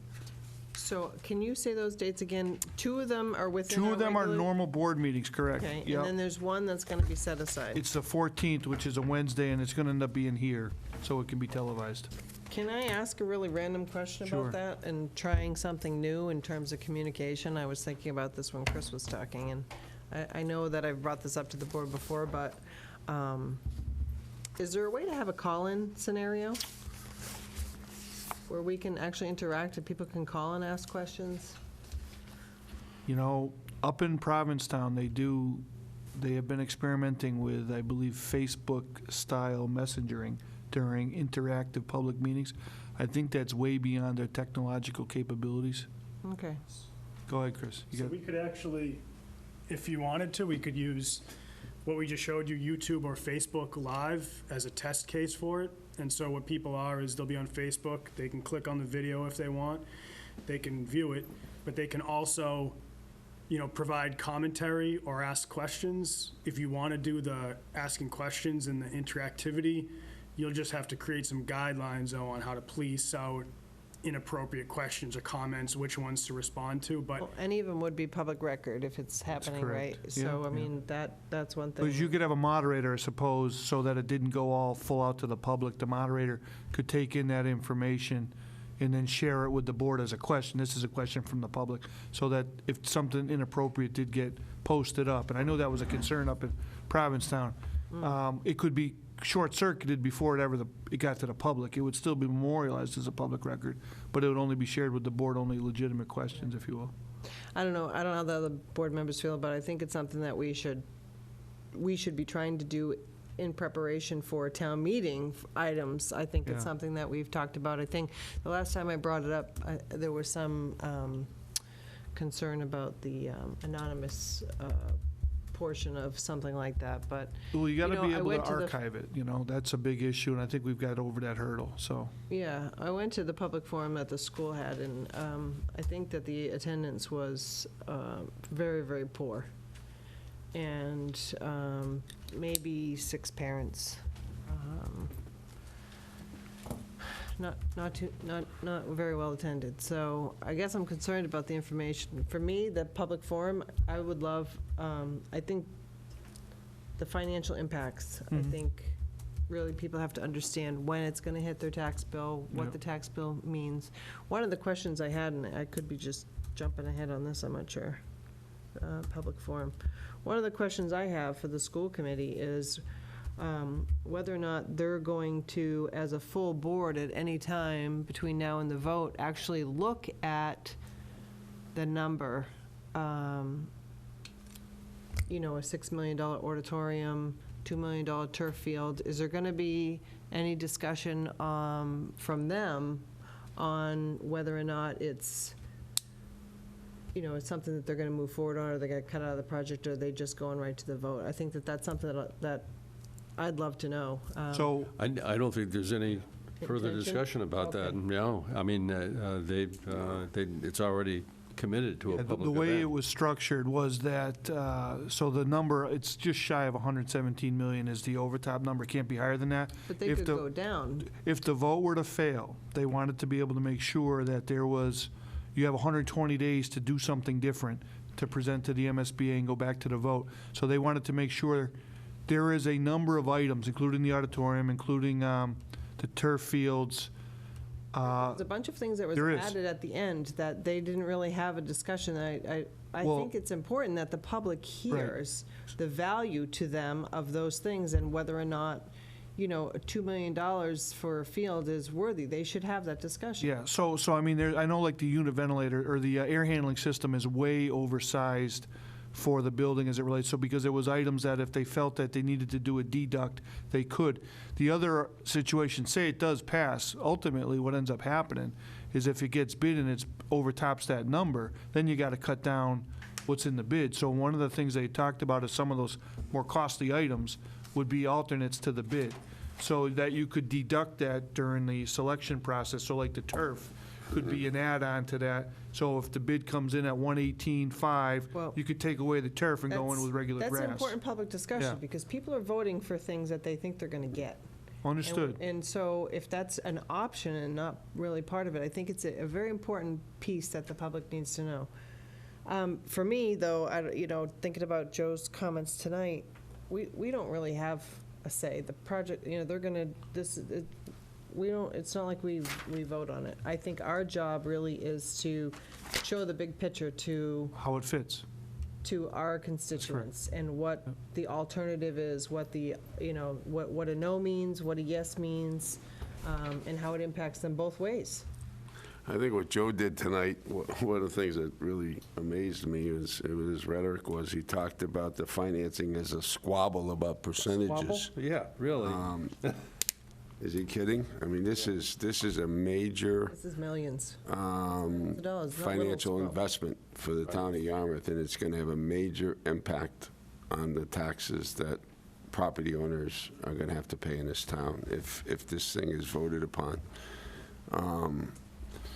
One of the problems I've seen with this project, both in terms of the school committee and Dennis, is there's a minimization when it comes to the hardcore finances as to who's going to pay what and how much. It's almost as if the school committee saying, "Oh, this is a wonderful thing. Don't get bogged down in the details of how you're going to pay for it and who's going to bear the burden and what the extent of that burden is going to be." Whereas I think that's the core issue for the taxpayers in Yarmouth, and I think we owe it to them to give them complete and comprehensive information as to what that burden is going to be and how it's going to affect them, not only in terms of the school, but also with other projects that have to be paid for, such as the tech school and the DPW facility. And none of that includes the ultimate project that's hanging out there, which is wastewater. So, and again, we've tried very hard to soften that blow to the Yarmouth taxpayers by reaching a new agreement with Dennis as to how capital costs were going to be allocated without hardly any movement on their part. And I think the public should know that too, because that might affect whether they want to support this or not. But clearly, the Yarmouth taxpayers are going to bear the brunt of this expense. I think we need to be to very clearly express the details of the projected cost. Certainly, if I don't know if everyone watched the meeting the other night at Matakey's, they talked about the projected cost to Dennis taxpayers based upon the average household value, and they did the same thing for Yarmouth. And I thought that was pretty interesting because it's more than double per household for Yarmouth taxpayers, and that's a function in part because of equalized values.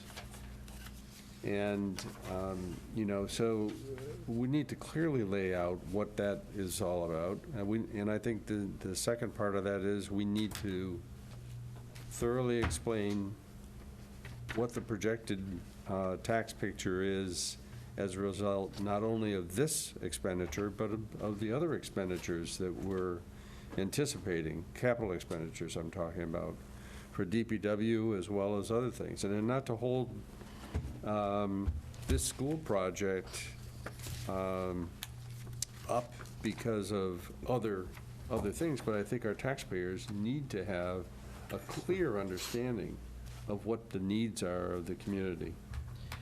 I really want to hear from them overall too, Norm, about where we go based on what Mike was just talking about and you're talking about in terms of, we've made our efforts. I know there are two different things, we're kind of putting them together here.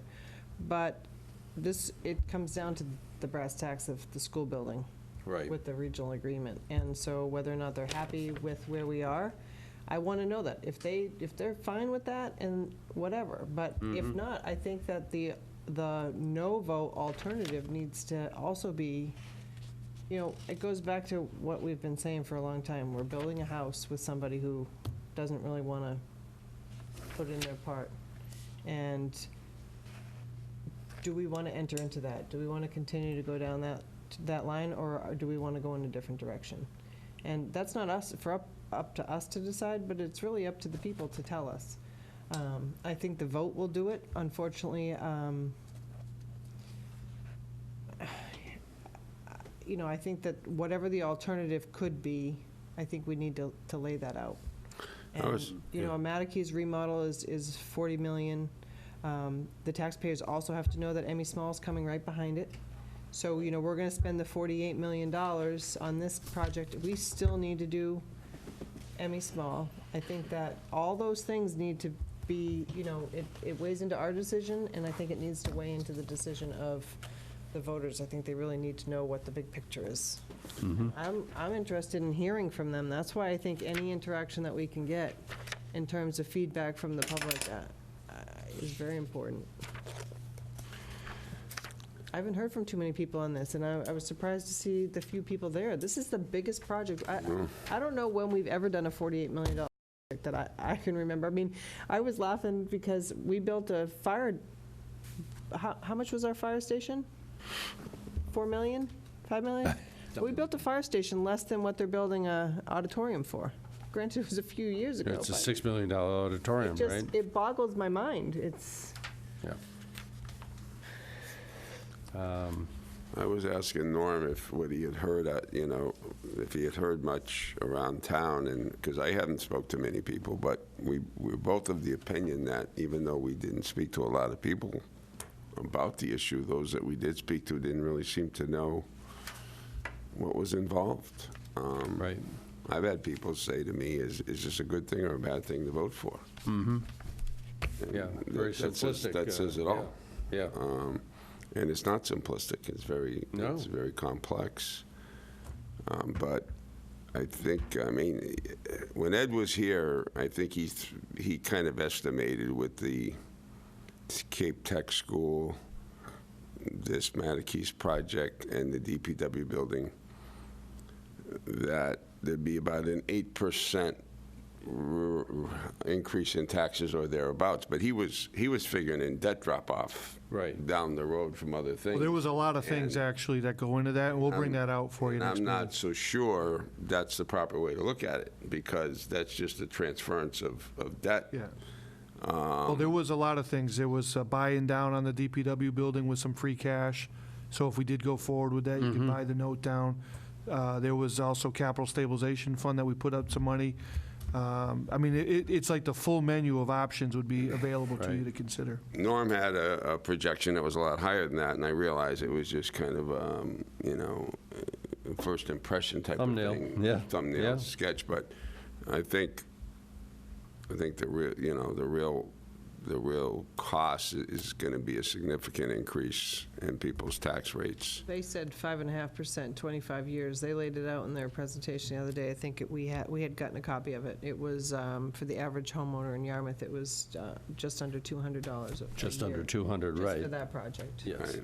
But that hypothetical house that they're using is $340,000. It used to be 300. A lot of people live in $400,000, $500,000, $600,000 houses and more. So yeah, it's they used $200. There's not a lot of houses out there. You look in the paper, the houses for sale. There's not a lot of 340 houses anymore. I'd love to get 340 for mine, but yeah, if you used $400,000 assessed value, it was $256 on a 5.5 note, 25 years. So.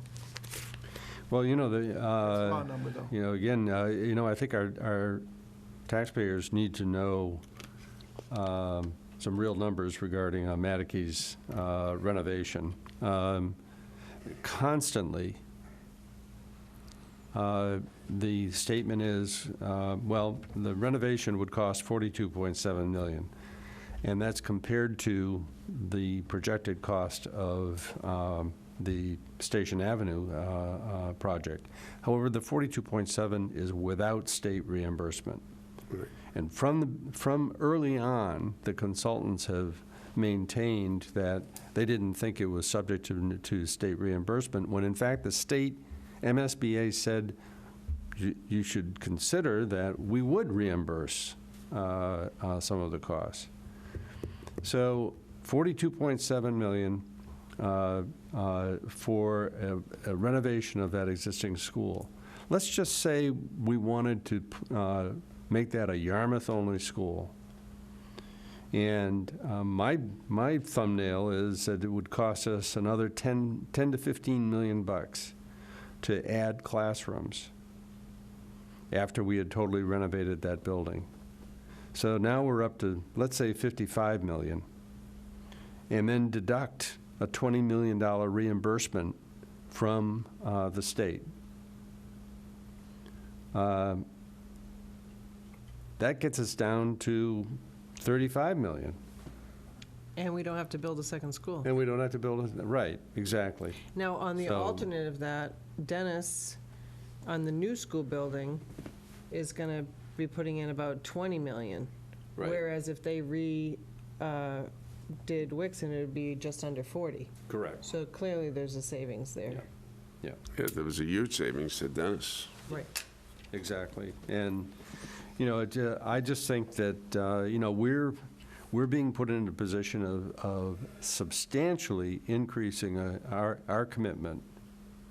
And, it gets around to, why the hell can't we expect Dennis to do the same thing, to increase the commitment beyond, and we've documented the reasonableness and fairness of increasing their contribution to 40%.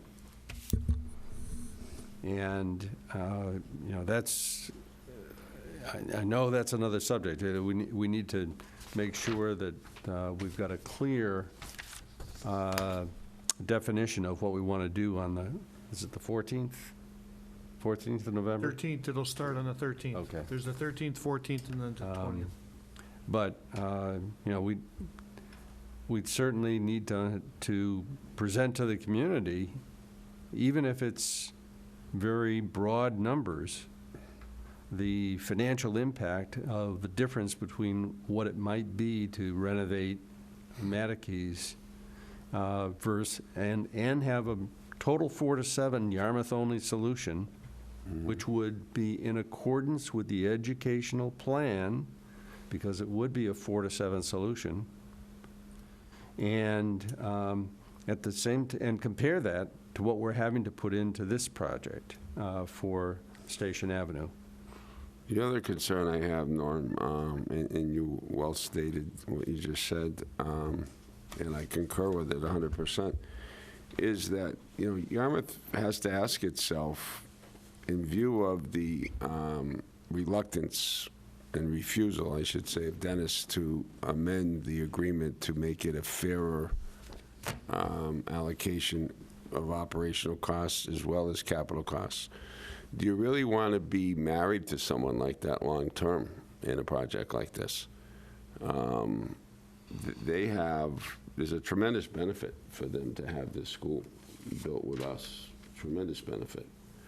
And yet, their attitude is, we have an agreement now that doesn't require us to do anything. So why should we move off the dime? And they're right from a strictly financial viewpoint. But as Norm's pointed out many times, the state, is it the auditor? It was Suzanne Baum. Suzanne Baum is recommending that for regional schools, the cost be shared based on equalized values. And according to Norm's calculations, if that were done in this case, Dennis, which has higher property values than Yarmouth, would end up paying 55% of the cost. And we're not asking them to do that. We're saying we understand that would be too dramatic of a movement for you. So we really think what ultimately would be fair would be to put those costs 50-50, but by way of concession, we said we'll go with a 60-40 division of those costs, which is eminently fair. But we get no receptivity to that offer, and like I said, if you were in business and this was a business proposition, you'd ask yourself the question, do I really want to make a substantial financial commitment with a partner like this? And I'm asking myself that same question now. Yeah. And that goes to the point about the, I don't know the exact words that Joe used, and there's no doubt that we need a new school, and I know the school committee advocates for the students, and I'm not trying to minimize what he said. However, I keep hearing that, oh, well, this is the agreement that we have, and so that's what it is. Well, of course, we've had this discussion with them for a very long time, and in my opinion, we keep hearing that they want to keep talking and they want to keep changing it. Unfortunately, the rubber needs to meet the road at some point in time, and you're right. This is the agreement we have. We need to make our decisions based on that. I am not convinced that continuing to talk is actually ever going to change anything. You know, and to the school committee, if they're upset that we aren't happy with the way it is, you know, we gave this to them. They had it in their hands, and we asked them to look at it. They had it, I think, for 2 months before they even discussed it, and then they said, well, it's too late to do anything about it now. It's all calculated.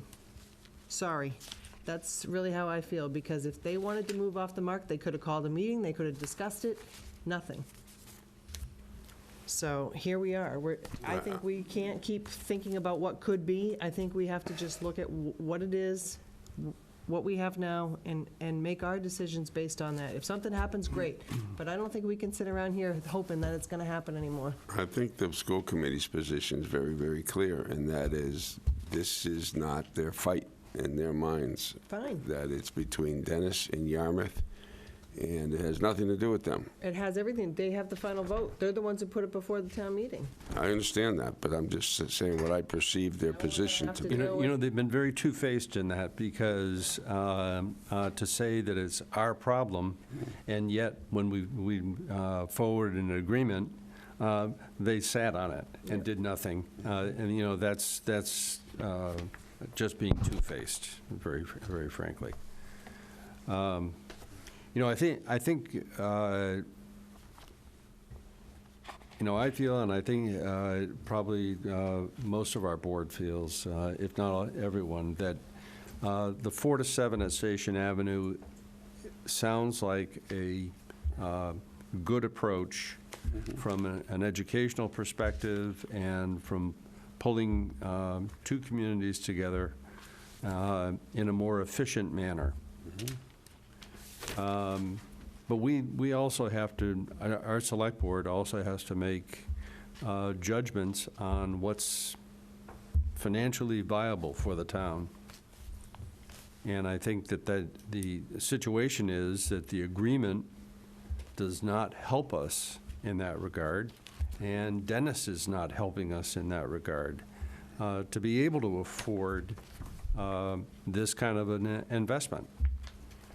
And I think that we need to put those facts forth on this upcoming meeting very clearly, put them in a context not only that will help us to communicate that to our taxpayers, but also to the press in a way that clearly outlines the issues at hand, so that we can put the issues in front of everyone that we can possibly reach. And, you know, I think that's got to be the theme of the meeting that we have in mid-November. And, you know, if we need to continue defining content on that further at this stage, then that's fine. But, you know, I don't think we should be in a position of having to say, you know, yes or no.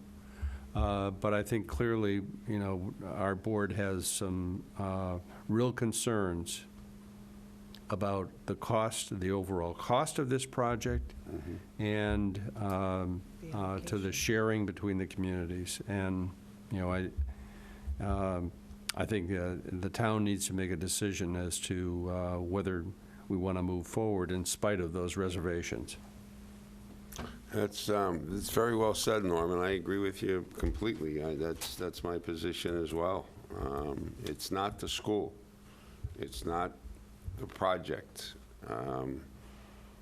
It's how we're paying for it and what is a fair allocation of that burden. Those are the core issues. It's not that we're not for the school or the concept, or we wouldn't like to enter into a fair agreement with Dennis and get that building built, but it takes two to come to a fair resolution, and we haven't gotten that cooperation. So I guess at this point, we probably need to ask Dan and Chris to come forward with an outline of the content of that meeting. We could talk about it more specifically at the next board meeting. I think if I'm correct, the way the schedule lays out, That is the next that board is the meeting. next That is- meeting. So that is the what I'd next like, meeting. if you have any specific ideas, I mean, I have my own as it relates to showing you the finance piece, how it works from a loan perspective, coupled with the other projects. I was gonna have Ed walk you through what that looks like and what the cocktail of finance options could be for all those other projects. But as it relates to specifically, the bid process, or, like, is it too late to take something away from the project? I mean, if you have a question like that, I'll check with the consultant ahead of time and then get those answers as much as I can for that. My understanding of this process, though, is that's the number they're going to Boston with. And there's an opportunity, if you lose the ballot question, to take away some of the project so you can re-vote it, because you can't go back within 120 days with the same project. Something has to change. Right. The other part of that is leaving some of this in the bid such that if it comes in over, you can do deducts. And I know that's the Right, but that's decision not behind up to driving us. some of it. That's not up to us. That is not up to us, that's correct, Right. you're right, right. Yeah. And I don't think we should try to put ourselves in the position of having to explain those. But that's why they're carrying a $117 million project. Right. That's what it ended up being, Right. so. Yeah. Well, we have a meeting on the 13th. That's correct, yeah, so part of that meeting will be allocated on the agenda for this informational session. Right. Yeah, Okay. and that'll be, so I anticipate we would replicate that the next night, which is only this topic. Right. And then on the 20th again. Right. Okay. And then if we can we'll work on the Facebook Live situation, if we can get that up and running and we're comfortable with that we can do that in a safe fashion without hurting anybody. Okay. We'll try for that. That's a good idea. All right. Yeah, we're probably pretty vague at this point, but I think we need some, information shared with us, and, so what, I think we've given some general direction if Yeah. we need to communicate. I mean, that. I've got the tables ready to Yeah. be sent to you as it relates in some of those options, so those can get, I mean, one of the key questions to decide for the board would be eventually, a 25-year note is X, a 30-year note would be Y. There's a bigger cost of carrying on the interest on that, but it lowers the payment, and the other thing is, it's a 30-year note, so down the line, we could end up being in an interest rate environment that goes backwards, and we could refinance that. So even though you're locked in for today's dollar value, if you went that, doesn't mean 5 years from now you couldn't do something different with it, and that Well, happens all the time. To Vita's credit, she said that auditorium is going to cost us $12 million. Oh, when you. It's not carry $6 the- million, the it's carrying $12 co- million with absolutely, interest. There's no question, absolutely. Okay. Yeah. And I think that's important for people to know. Yeah. It's not just $6 million, it's $12 million. And those fields, those are going, and I've forgotten what, I think $3.5 million. I thought. $2.2 million for the 2.2 turf field. for the turf fields. 188, I think. So for it's But you're it's double financing it that. for 25 years for something that's only going to last 10. 15 Right. maybe, yeah, Yeah. tops, yeah. And so, Makes sense. I think that needs to be clearly articulated, Yeah. what the costs of those items are. Now, we need to have an alternative to where we're going to hold a town meeting. Right. And And that was one of the drivers for the big oversized auditorium. But even if we said, okay, well, we're gonna figure out a way to keep Matakee's auditorium alive. We're gonna figure that out. How much would that cost us compared to, putting in $12 million? And how much would it cost maybe to increase the size of the cafetorium at the Station Avenue 4 to 7 school if it needed to be increased at all? Well, what about DY? The high school's It's there. like 400, Absolutely. Yeah. Yeah, there is an auditorium there at this point as well. I mean, how many days does that get used? You'll probably rent Barnstable High School. Yeah. Auditorium. Yeah, well, one day a year. Absolutely, yeah. So, It wouldn't be much. I think there are a lot of alternatives, and, so, But again, that's not for us. That's Right. That's a discussion I would have liked to have watched the committee have. I think it's important for the public who's voting on Yeah. it to see the value of these things and what the thought process is behind it. I know the subcommittee probably had the discussions. There but- was a lot of discussion on that particular topic, and, Well, unfortunately, the discussion on the fields took place at the last meeting at the 11th hour. I thought that was very unfair. You gotta watch out for the 11th hour, Norm. It gets you every time. Yeah. All right. Are we set at this point? Yeah, I mean, ultimately, we can talk about those options, we can lay that out, some of the drivers on the project, and if that's information that the voters take to the ballot to say, hey, you know what, the Board of Selectmen raised some really good points here, why is it X, Y, Z? I'm not comfortable taking that vote, and then that's, they had the information they needed to have, and then, the fallback position is, if it, like I said, if it doesn't pass, the MSBA requires you to go back, do something different within 120 days. I would think the people would really be kind of looking to us to present this information to them. Because I don't think, and again, the people I've talked to about a very, very limited group of people, but they didn't seem to really know what was going on.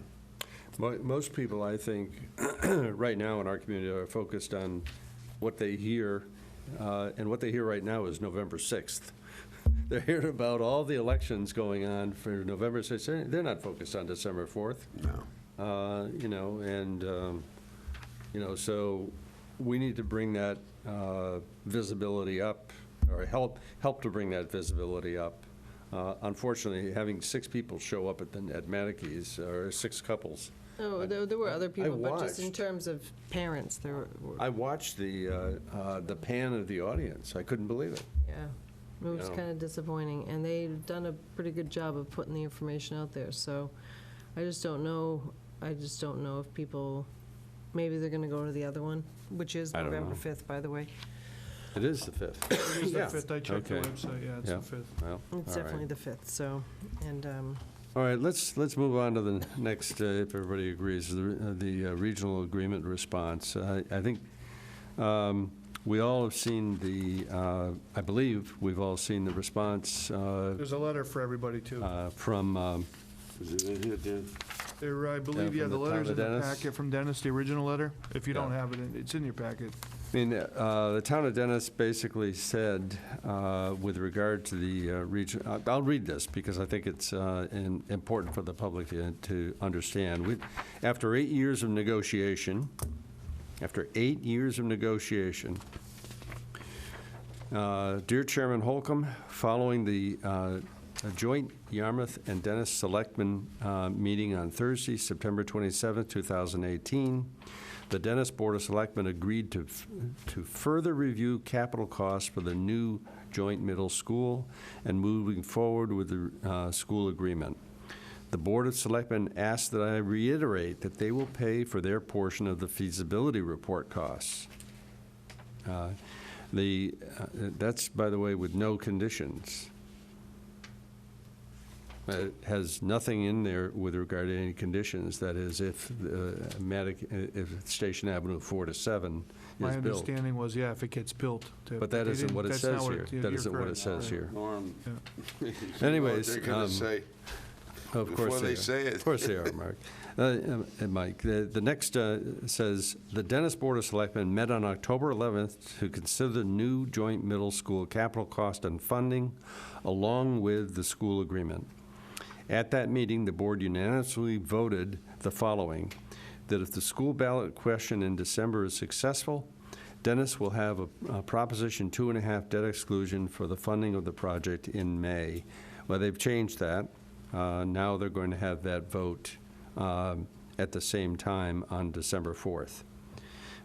Number 2, to fund the new school in its entirety based on foundation enrollment, which at this point would mean that they would contribute about 33% of the total cost.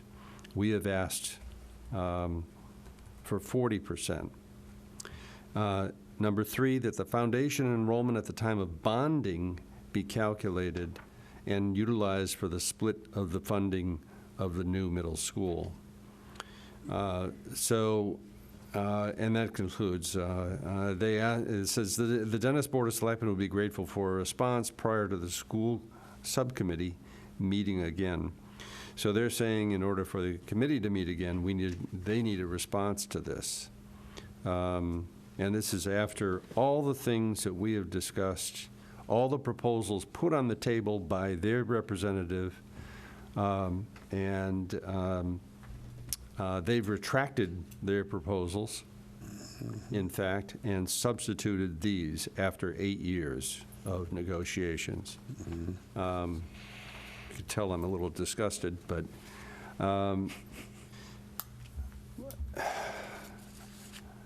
I'd prepared a response. It's a long response because, and I'd really asking at this point if the board would consider this response to the letter, this 3-point letter that the town of Dennis sent us. Norm, before you read your response, can I just make one point? Sure. We're supposed to be meeting as a subcommittee to deal with these issues in that forum. That's correct. And now they've kind of switched it, and they're writing letters to the full board, more or less saying, do you agree with this before we go to the next subcommittee meeting? In other words, reveal your negotiating mind, what's in your mind in the public forum, and then we will meet in the subcommittee to hash these things out. My personal judgment, that's not good faith negotiations. It's just not. I would never expect them to do that. But anyway, that was my comment. Well, I understand. I guess, I'm not sure that I want to read this entire letter response into the record. I think, I would ask for the board to consider whether we should respond. I outlined in this letter, I think, a number of the issues as best I could that we've been grappling with over the last 8 years, and have reiterated that the changes that we believe are necessary in the agreement. If you want, I'll be happy to read this. I thought it was a well-crafted letter, Norm. You hit on all the history points. It was very good. All right, I will go through it. You'll have to bear with me. It's I know Mark has a deadline this evening, and I'll get through this letter. 9:30. You'll probably just be finishing the letter when he has to leave. So, Mike, if I need relief, you can jump in. Sure, I'd be happy to, Norm. Over the last 60 years, the towns of Dennis and Yarmouth have shared the responsibility of educating our children. In the early years, our towns were similar in size, and the only expenses we shared were limited to the high school and regional supervisory organization. Each town was responsible for the cost of educating its own students from kindergarten through 8th grade. That system worked well. In the early 1970s, our towns organized a regional school district, formalizing its relationship with the Dennis-Yarmouth Regional School Agreement. When the towns agreed to share the operating costs of our high school and our regional supervisory organizations, our towns were much closer in enrollment numbers than they are today, and our property values were similar in total. Sharing high school education expenses using a student enrollment ratio to divide the costs made sense. In the last few years, our towns have changed both in terms of relative student enrollment and total property values. Total student enrollment has dropped 25% in our schools, and there's been a big shift in enrollment between Dennis and Yarmouth, with the number of Dennis students decreasing more dramatically than in Yarmouth.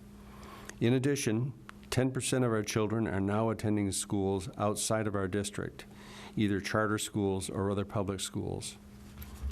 Presently under consideration is the construction of a new school that would combine education of 4th to 7th grade children of both towns under one roof at Station Avenue. The school would be built in Yarmouth next door to the high school. With all that has changed and the change that we envision for the future, a new regional school agreement is needed. During the last 8 years, Yarmouth officials had been negotiating with Dennis officials for a new agreement. Some members of the Dennis Negotiating Committee have claimed that Yarmouth is only interested in reducing its costs at the expense of Dennis taxpayers, and that Yarmouth has offered nothing in return. Such a simplistic view is without merit. Let's look at what Yarmouth offers. First and foremost, by virtue of our student population, we offer a larger school with more diverse educational opportunities. Secondly, the schools are located on 60 acres of prime real estate in the middle of Yarmouth, which would, under normal circumstances, generate $500,000 or more annually in tax revenue for Yarmouth. Thirdly, Yarmouth provides town services, including police, fire, and DPW services, with a conservative value of $75,000 annually. The proposed grade 4 to 7 school would replace the Wixon Middle School in Dennis and the Mattakees Middle School in Yarmouth. It would educate approximately 1,000 students from both towns. And while the classroom facilities would of course be sized based on the number of students enrolled, the size of common areas such as administrative offices, the cafeteria, the auditorium, the gym, and other supported facilities are totally unrelated to enrollment. Yarmouth has proposed that the cost of the new school be shared equally, based on the fact that the combined property values in Dennis are higher than those same property values in Yarmouth. This cost-sharing approach is sometimes referred to as apportionment of costs based upon equalized property values, and is not at all unusual. Towns in the western part of the Commonwealth have shared new facilities based upon the respective properties of the member towns. And in a recent study, our state auditor has recommended the use of equalized property values for purposes of financing schools. This approach, sharing the cost of the district schools based on equalized property values, would require Dennis to pay 55% of the total cost of constructing and operating our schools, a shift of $10 million annually. Yarmouth is not proposing such a significant and burdensome shift. But by way of comparison, it is clear that the current financial provisions of our regional agreement are inequitable. Yarmouth has asked for 2 significant changes in the regional agreement. The first is the enrollment numbers used to calculate each shares of the costs include all students that we are budgeting for. Right now, the enrollment numbers do not include out-of-district students, even though these tuition costs are in the budget. The effect of this inequity is that some charter and tuition students from Dennis are paid for entirely by Yarmouth. Dennis has rejected a change in this provision. Yarmouth has also asked for Dennis to equally share the administrative costs of running the district. Currently, those costs are shared on a basis of student enrollment. The declining enrollment from Dennis has caused a marked shift in cost share to Yarmouth, not only for the administrative costs of the district office, but also for many other costs that are not enrollment-based. Dennis has been willing to share some of these costs equitably, but has rejected consideration of all these administrative costs, even though Yarmouth has agreed to phasing in Dennis's responsibility for these expenses over a 3-year period. And Dennis has refused more equitable responsibility for retirement and retiree health care expenses, as well as other fixed operating expenses incurred in our Dennis-based school facilities. In addition to the funding needs for the proposed 4 to 7 school and funding already committed for the tech school, Yarmouth expects to have to fund replacement of 1 or more elementary schools in the next 5 years. Yarmouth remains committed to high-quality education for our children, and we know that Dennis residents have the same values and objective. The Yarmouth Select Board believes that with a new, more equitable agreement, both towns will be able to afford high-quality education for our students. In the absence of a new agreement, however, Yarmouth will continue to be bound by an antiquated financial and management structure that will create an enormous burden on our town resources for years to come and create instability within the district. While we are supportive of a new school, our Select Board believes that without major changes in the agreement, our parents and taxpayers might be better served by building a single-grade K-7 school to educate Yarmouth-only students. In summary, we believe that a revised agreement should include the following changes. Number one, there would be no change in the school committee membership, and that is despite a significant drop in enrollment by Dennis students. Number two, updated wording that was previously agreed to during the negotiations between the committees from Dennis and Yarmouth. Sharing of capital costs of the new 4 to 7 Station Avenue school using a 60-40 share. Sharing previously identified administrative expenses for $2.9 million on a 50-50 basis, phased in over 3 years. Using foundation enrollment for all cost-sharing calculations, and providing for renegotiation every 3 years, including, if necessary, mediation and arbitration. With these changes, our Select Board could support a new 4 to 7 middle school as an appropriate educational solution with more equitable funding or under a new regional agreement. We encourage the Dennis Select Board to support these initiatives so we can move forward united for the future.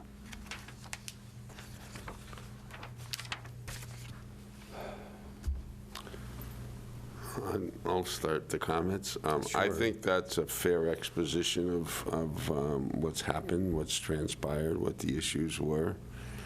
And ultimately, what I think is a rational solution to the funding problem that we've had for many, many years. And I think there are benefits to the kids from both towns. And there's also the issue of the stability of the school system. Yarmouth and Dennis are known to have recurring disagreements about funding the schools, and it's really hard to say with any scientific certainty, but I got to believe that that has a bearing on kids choicing out to other school districts. So I think that's a consideration where both towns would have a benefit for having more stability and more predictability in the agreement, as that letter outlines. Well, that leads me to a totally different thought that I had brought up before, but just the fact that it's built for 1,000 students, and we have 1,000 students in that grade level now. You mean 940 students? 940 students, right. I'm sorry. So it's built for 60 students right. less. I think, yes. yeah. So, right. And so the potential for getting those students back was a potential interest to me as well, because it's very costly to send them out. However, we're not even building a school that has room for them. Well, we'd have to go with, ultimately, the administration would have to concede to higher student-teacher ratios. Well, and I'm not sure that that's the best educational plan either, so. Well, I can tell you, there's a lot of towns out there that have a lot higher student-teacher ratios than we do, and they have excellent educational results. I think as far as the letter goes, the only thing I think that, to end it with would be to say that, I just don't know how much back and forth we can do. At some point in time, they either need to agree or not. And I think, if these aren't accepted, I think that we need to continue to look at that option that's laid out there as a single K-7 school. And, it's not really a threat. I think it's unfortunate, but then we'll know what we're dealing with. But what more can you do? No, I know. I understand. I have the same issues too, in terms of, I'd really like to lay out an ultimatum, but I just, I'm not. It is what it is. I mean, I think know. we need to go forward with what's in a, place now and what we know, and this states our approach. I think that this is important to share this opinion with the public. I don't know what more we can do. Most of it's out of our hands. All we really can do is educate our position, and One of the benefits I see of the letter is it gives you a history of how the district was formed and what the dynamics were then and now and the changes that have been made, which I think is good, and it's very, it flows well.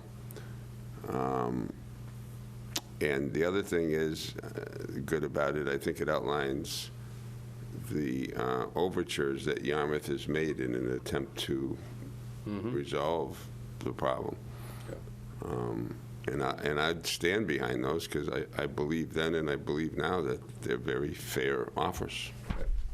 And Eric Tully reminded me in a couple of conversations I've had with him in the last few weeks about how, this has been going on 8 years, and to his frustration, certainly, in many times he's expressed the frustration of not being able to depend on not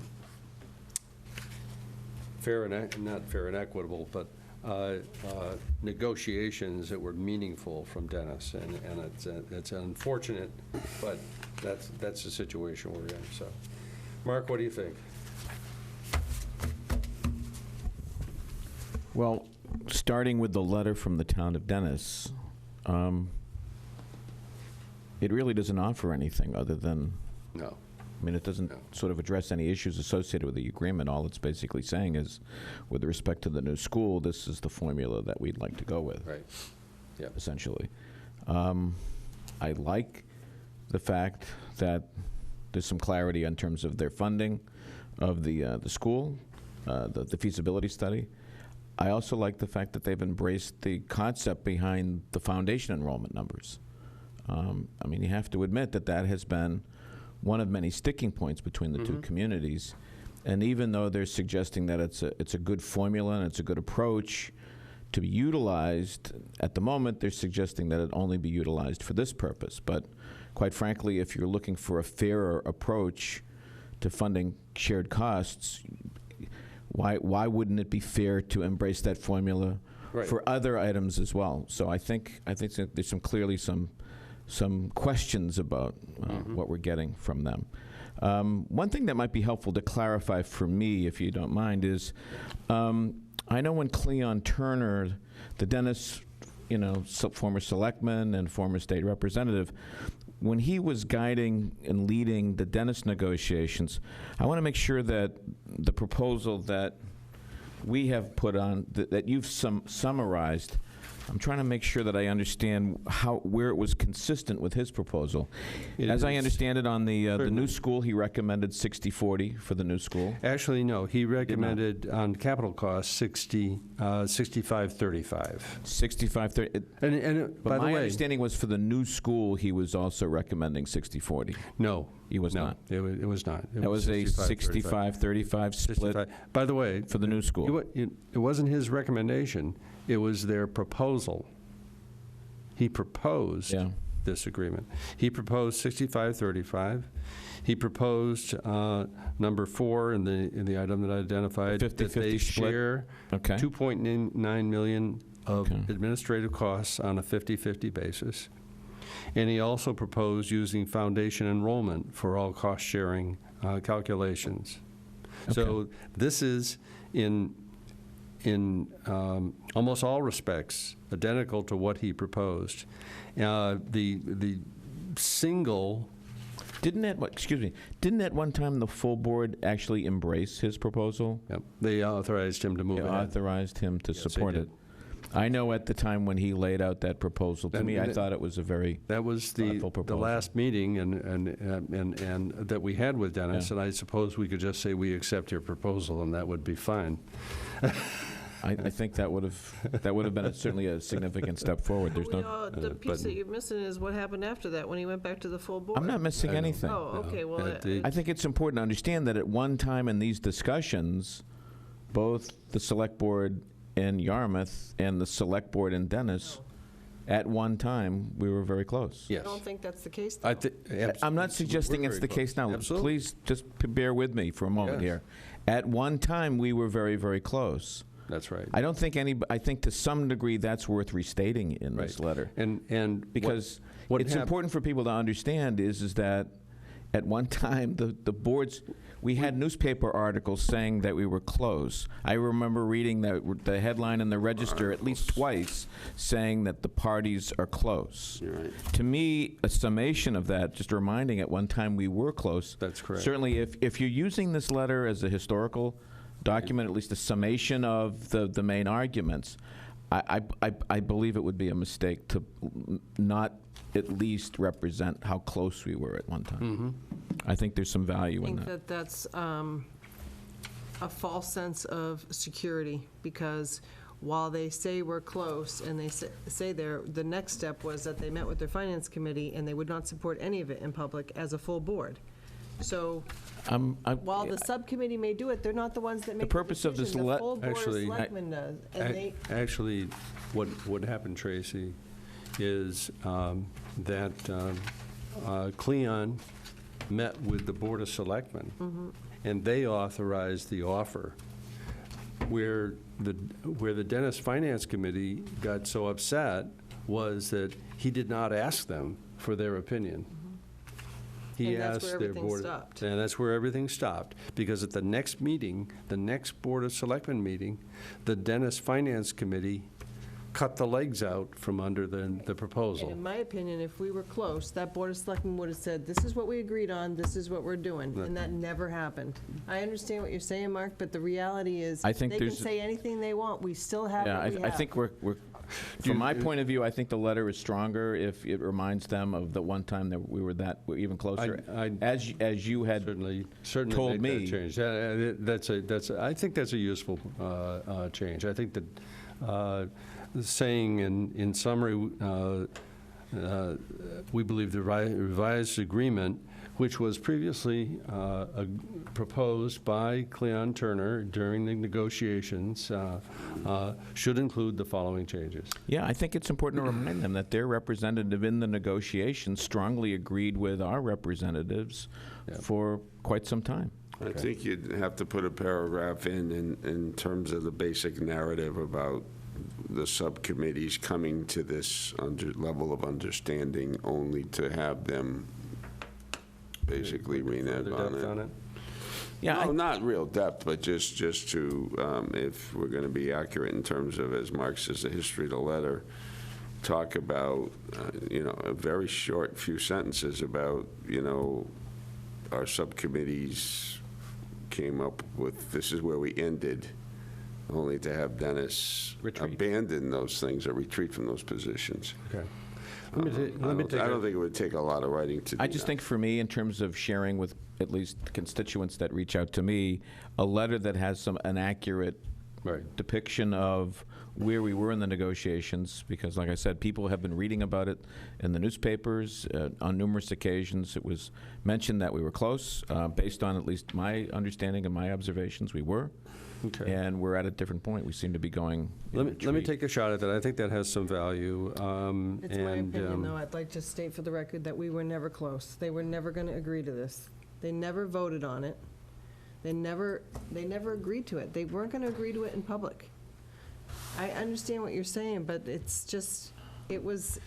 We just disagreed. Yeah, The point that's is, I fine. think there's a value in including areas where we were pretty much in agreement. You think it's not helpful. So you asked for my opinion. Those are my comments, Mr. Chairman. I think in fairness to Tracy, no matter what the subcommittee agreed to, it still had to go back to the full body. And this board didn't agree on 65-35 at any time, No, so. it didn't.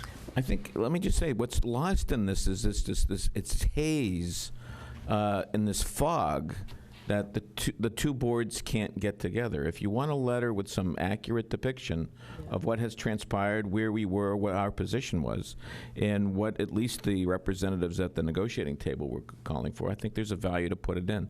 I'm not being argumentative. You asked for my opinion. I know what you're saying. And I'm just sort of putting that out there. Okay. If we have a basic agreement of sending this to Dennis, I'll work on some additional wording. I'm not sure exactly how it'll come out. If you give trust me to do that, and then I'll have forward that to Dan for sending that to Dennis, and we can get that out in the next couple of days. You know, I think we have to respond to their letter. You know, I think that's so. Sure. Okay. Do you want a motion to make that for the chairman to make the revisions, but substantially? I'm going to say the same thing I said the Retain. last time. I'd like to review it first, which didn't happen, which is why we had the miscommunication. We have more miscommunication in this letter, because based on my conversation with them the last time, the last time I spoke to Bob, which was at the Tri-Town meeting the other night, this isn't what they meant either, because they said, oh, we meant for the whole thing, not just for the school, so. No, they didn't. But this is what happens. This is what happens with the correspondence. You know, you sit in front of each other and you have some understanding, and then you go away, and then that's what happens. I'll vote, but I'd like to see it first. I think it's important that we read it. Okay. Yeah, that's fair. Okay. Mm-hmm. Do we have a second? I'll second. Do we have a first, I guess? I'll first. I'll make a motion that with those revisions, that letter be sent to Dennis, and do you want Tracy to say that it'll be copied to the With board what members revision? The before it revision goes about out? That we were close? Yeah, I'll come up with some wording to that effect, yeah. Well, I don't know that you got to say close. I think you can just say these were points that had apparently been agreed to, that Dennis went back on, which they did. Right. If I may, my recollection, Cleon was very clever, and he would always preface very specific terms like that. This is my position. Right. It has to be. Right. It has to get in front of the subgroup for a vote, and we never got to line up all those things for a vote. That's true. Right? But I am distinctly recall how he would always, when he went out on a limb, like that case couched there, it, he yeah. couched it in such a way that this is what I would support. There's a reason for that. Well, yeah, in that particular meeting, he was interrupted by Jim Plath. Oh, no question, yeah. And Jim pointed out, with some bitterness, that Cleon had not cleared the letter with him or with the Finance Committee. So, You're absolutely right. and you know, so he was stating that he would be opposed to the agreement, but. To add a moment of comic relief you brought up a subject about the vote. Early on, we made an agreement that we would discuss all these things, and we wouldn't vote until everything was done. At the end, we would vote. And then every time we got into a real contentious point, Dennis would hold the vote. They'd say, well, we vote against that, so there you go. That's right. Yeah, it's like... It was just kind of comical. That's kind of And crazy. if it was a tie vote, it lost, right? So And no it was matter a the way tie it was vote, set it up, it'd always be a tie vote, yeah. All right, we have a motion and a second. I'm Any seconding. further discussion? Nope. Those in favor, please say aye. Aye. Opposed? Okay. We'll work on that and get that ironed out. Great, thank you. Okay, good. It'll make us feel better if nothing else. I don't know. All right. Let's go on to board and committee appointments. Mark, you have Yeah, two or we three have, people. two committee appointments to make this evening. I would, with respect to the Golf Enterprise Committee, I move to appoint Mr. Ted Deckel as a member of the Yarmouth Golf Enterprise, I believe it's Fund Committee. The appointment for a 3-year term, which will run through July 2021. Can I have a second? Second. Second. Any discussion? I'd still just like to see the town that they lived in. I don't They understand live why in, that's trust me, private. they live in Yarmouth. I can tell you Ted lives in Yarmouth. He's a great guy, Trust very me. knowledgeable, and a hell of a golfer. So. Great. Well, it doesn't matter if he lives in Yarmouth, if he's a hell of a golfer. There you go. All those in favor say aye. Aye. Opposed? It carries. Thank you. The next appointment is on the Mid-Cape Cultural Council to appoint Mr. Mark Hopkins as the town of Yarmouth's representative to the Mid-Cape Cultural Council. This is for a 2-year term, which runs through June 2020. Can I have a second? Second. Any discussion? Hearing none. All those in favor say aye. Aye. Aye. Opposed? The motion carries. That concludes my report, Mr. Chairman. Does, okay. So we have the executive session minutes for September 11th and 25th. Do we have a motion on those? I move to approve the executive session minutes. Are we holding these, or? I would like to hold them until they had to deal with the EFSB proceedings are over. They're almost over. There's a brief that's due later this, in the month of November, but if we could hold them until that time. Okay. I made a You motion. accept that? Is there a second? Second? But you have to make a motion to approve and hold, please. Then I think I'll that's what he revise did. my motion to approve and to hold I will these executive sessions. second that. Any discussion? Those in favor, please say aye. Aye. Aye. Opposed? Okay. Thank you. Upcoming agenda. Any comments at this point with regard to our agenda? Mr. Chairman, I thought it was a great presentation tonight on where we're doing with computerizing goals and objectives. I thought that was healthy. Exciting, good stuff being done, as well as communications in the website. But I do actually think there should be some discussion amongst members of the board and the administrative staff about exactly what we've accomplished. Yes. Actually we need to accomplished. have that follow-up. Yeah, I yes. mean, there should at least be a discussion and a conversation. I think just from the purposes of letting the administration know just how we view things are progressing on some of these items. I think it's having access to that kind of information on a computer system, I think, is terrific. But I do think there is a value in actually having a conversation to remind ourselves of our important goals and some of the action items. So at the appropriate time. I know we've got a lot on our agenda, but at least just speaking for myself, of course, I do think there's some value in finding an opportunity, someplace, somewhere. I think the halfway point is, certainly no later than the halfway point. If we could plan something, I don't know, the 11th of December, or... I won't be here. You won't be here then? Okay. I will also be, I'm going to be out of touch from, I think, the 12th through January 4th.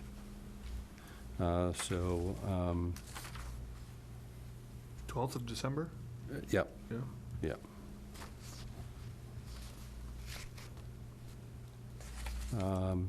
So Tracy, you said you won't be here for the 11th? Correct.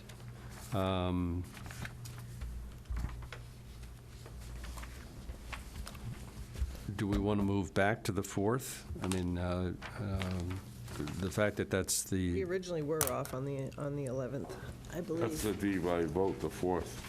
yeah, I mean, we're not going to be, everybody here will have had a chance to vote, I'm sure. So do you want to have a meeting on the 4th? I think it would be beneficial, and Tracy will certainly be here, and we could plan to have an update if you think we could do that at that point. Update on goals? Yeah, understood. Yep, okay. Mr. Chairman, Yes. just to get clarification, is the update just on the goals as voted by the board? Is there additional information that you want to see? Just want to make sure that we meet your needs. As voted by the board, yeah. Okay. I got a licensing matter I'm going to have to bring forward, Dan. Yep. Is Linda still out? Yeah, I'm hoping to get confirm when she'll be returning by Because I tomorrow. didn't really want it to go into next year. Remember the stipulation we had on that liquor violation? Yeah. Remember? No, not Anthony's, the other one. 31? Yeah. Oh, yeah. Remember the police agreed and the owner agreed on the 2-day suspension, and they said as of a certain date, that any violations, I forget the ramifications, but there was a cutoff date. Yeah. Well, we know Linda's been out for a lot longer than it was anticipated, so I haven't really caught up with that, but I think we're going to have to do something, because I don't want it to go into next year. Yeah, I'll look into that, Mike. So I called Phil. I left a message for him, but I haven't got a return call on it. He's retired yet, so.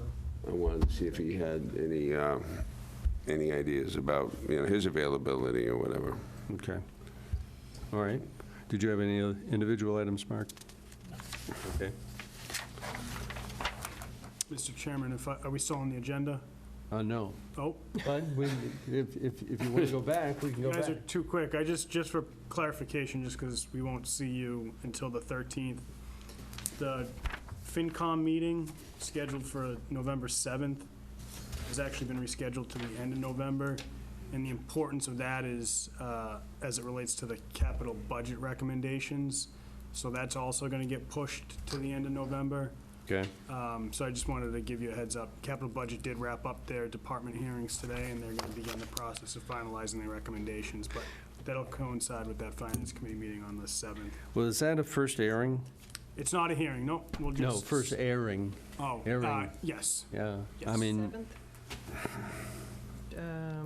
FinCom is scheduled to meet, was scheduled to meet on the 7th, but On you the pushed 7th. that back to late November? It's November 28th now.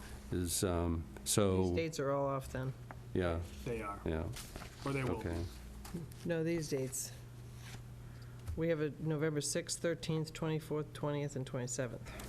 Oh, understood, but the column for just the budget scheduled dates, the third one in, just to give the board a glimpse or an understanding of when some of the budgetary and financial matters occur. We just have a note next October 30 that FinCom's meeting in the 7th, and that capital budget will submit their recommendations. Those are just both being moved to November 28th due to scheduling conflicts with committee members. Is there any way we can, get a look at the, I mean, we don't need a full presentation on the capital, but usually if we have some view of what's in there, we at least get to ask some questions so that they can be considered. I mean, certainly, if we had the list available in early November, as it was planned to be with FinCom, then, if we had questions, FinCom could consider those questions as well. I don't see why not. I don't think it's, usually we have, half a dozen questions on the, on capital. It's just, to follow up.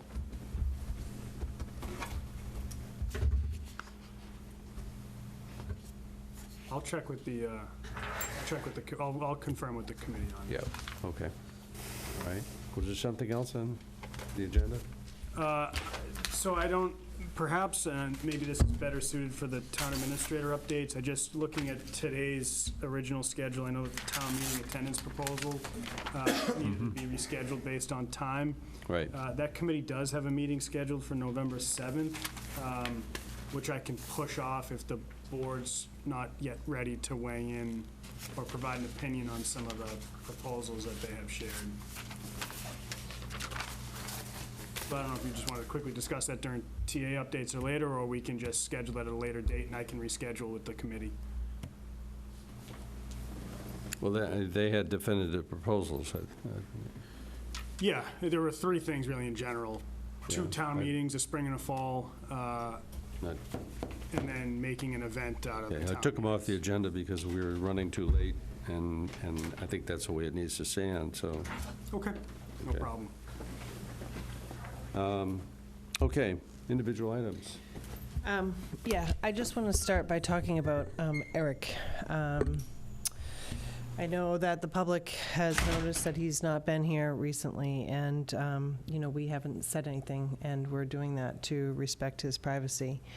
I have got permission from Eric to say to the public that, he's dealing with some health issues.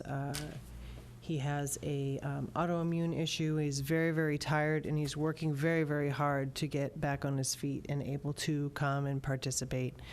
So I asked the public for their thoughts and prayers for him. We sure miss him here, and I want everyone to know that he will be okay, and he's working hard to get back. And so that's that. And also, tomorrow's Halloween, so if anybody's out driving around Gosh. tomorrow, please be careful.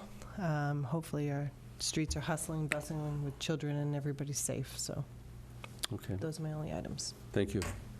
Mike? I would like to wish my grandson, Oh, Logan John Rockwell, happy birthday. Today is his first birthday. Oh, I do not have my priorities mixed up by being here. We had a big celebration for him on Sunday. I figured we kept him up late enough with the Red Sox games and the Patriots. We'd let him sleep tonight. And we had a big event for him Sunday, and it was bigger than the Christmas I had when I was like 40. Parents like freak out for their kids these days. I guess that's not entirely bad. But I'm sure he's sleeping, and someday he can go on YouTube and know that I actually was thinking about him on his birthday. Grant B. Thank you. Well, obviously, we've got to congratulate the Red Sox and in Boston in particular for just wonderfully entertaining fall and great accomplishment. Yes. My gosh. I just want to take a second. Two good friends passed away this week. And interestingly, both of them had been members of the Enterprise Committee, Golf Committee. And they were golfing friends that I met here on Cape when I moved here, Jim McDermott and George Keefe. And, sadly, both of them passed away. Hopefully they're playing better golf games where they are now. They were both terrific people. They volunteered for the community, and they will be missed. So, any other items to consider at this point?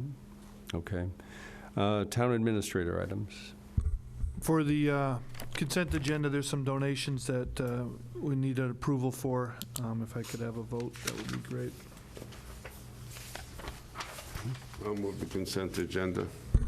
Excuse me. Okay. Have a second on that? Second. Okay. There's also a substantial police donation here, $20,000 from Pharmaceutical Research and Manufacturers of America.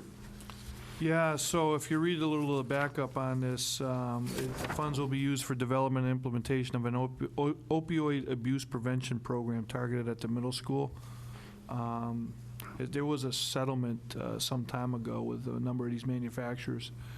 So I don't know if that's the origin of that particular grant, but there's obviously an effort, concerted effort underway to do something significant by the manufacturers, so we'll put it to good use. Okay. Any further discussion? Those in favor, please say aye. Aye. Aye. Opposed? Okay. Town administrator updates. I'd like to just remind the board that, the public at home, that November 1st at YPD at the training room, 6 p.m. is the update on Center Street and 6A project. Much like we had in the past, we had 2 other meetings since I've been in town on that. That'll give the public the latest recommendations as to what we can do on speeding as it relates to Center Street, the 2 different sections. Mm-hmm. The intersection at Homer's Dock, the information from the consultant is in, and then what 6A work scope looks like from for here on into through the winter and over the spring. So it'll be a good update. Good. Okay. I should mention the golf meeting yesterday, last evening. It was very well attended, and it was held at Midtech, and Pat and Christian did outstanding work, and both of them are really to be commended for their rapport with the audience, as well as being able to clearly put across recommendations from the Enterprise Committee. So, and we'll be hearing about those coming up in the next couple of weeks in November. But I think that the Enterprise Committee has done some good work on recommendations, and hopefully we'll have a turnaround in financial performance as a result of those recommendations, as well as improvement in the operations. Again, I just thought they did outstanding work at that meeting. Thank you. I know they put a lot of energy and effort in. Kristen she, when I met with her many, many months ago about this process that we were undertaking, I had indicated how important it was for the Enterprise Committee to appreciate the information that was going to be unveiled to them and work with the general membership to come up with the plan forward, because it's really on them. And they've responded nicely with a very thoughtful and creative proposal that, from what I heard, was very well received by the audience. And I might say that we had I went to the 60s golf group end of season luncheon the other night. Okay. And that was a nice group. There was a lot of great questions from the membership, and I think what I heard from that group is they're very upbeat. They understand the challenge. They know what's going to be asked of them, and they're very supportive of the efforts to move forward. So it's I think these public outreach opportunities to share information is starting to go a long way to develop some goodwill amongst the folks that need to hear. I agree. I think that that's done a world of good. And I think that that's one of the reasons people are receptive, is that they see changes being made. So it's great. Okay. Any further updates? No, I think we're in pretty good shape as it relates to the latest. We had a nice Tri-Town meeting last week. There's a lot of questions that came from that effort, and I think the hearing from the MNF people was helpful as it relates to lessons learned, and I look forward to getting started on that project too. So good. Okay. We have a motion to adjourn. Second. Those in favor? Aye. Aye. Opposed? Okay.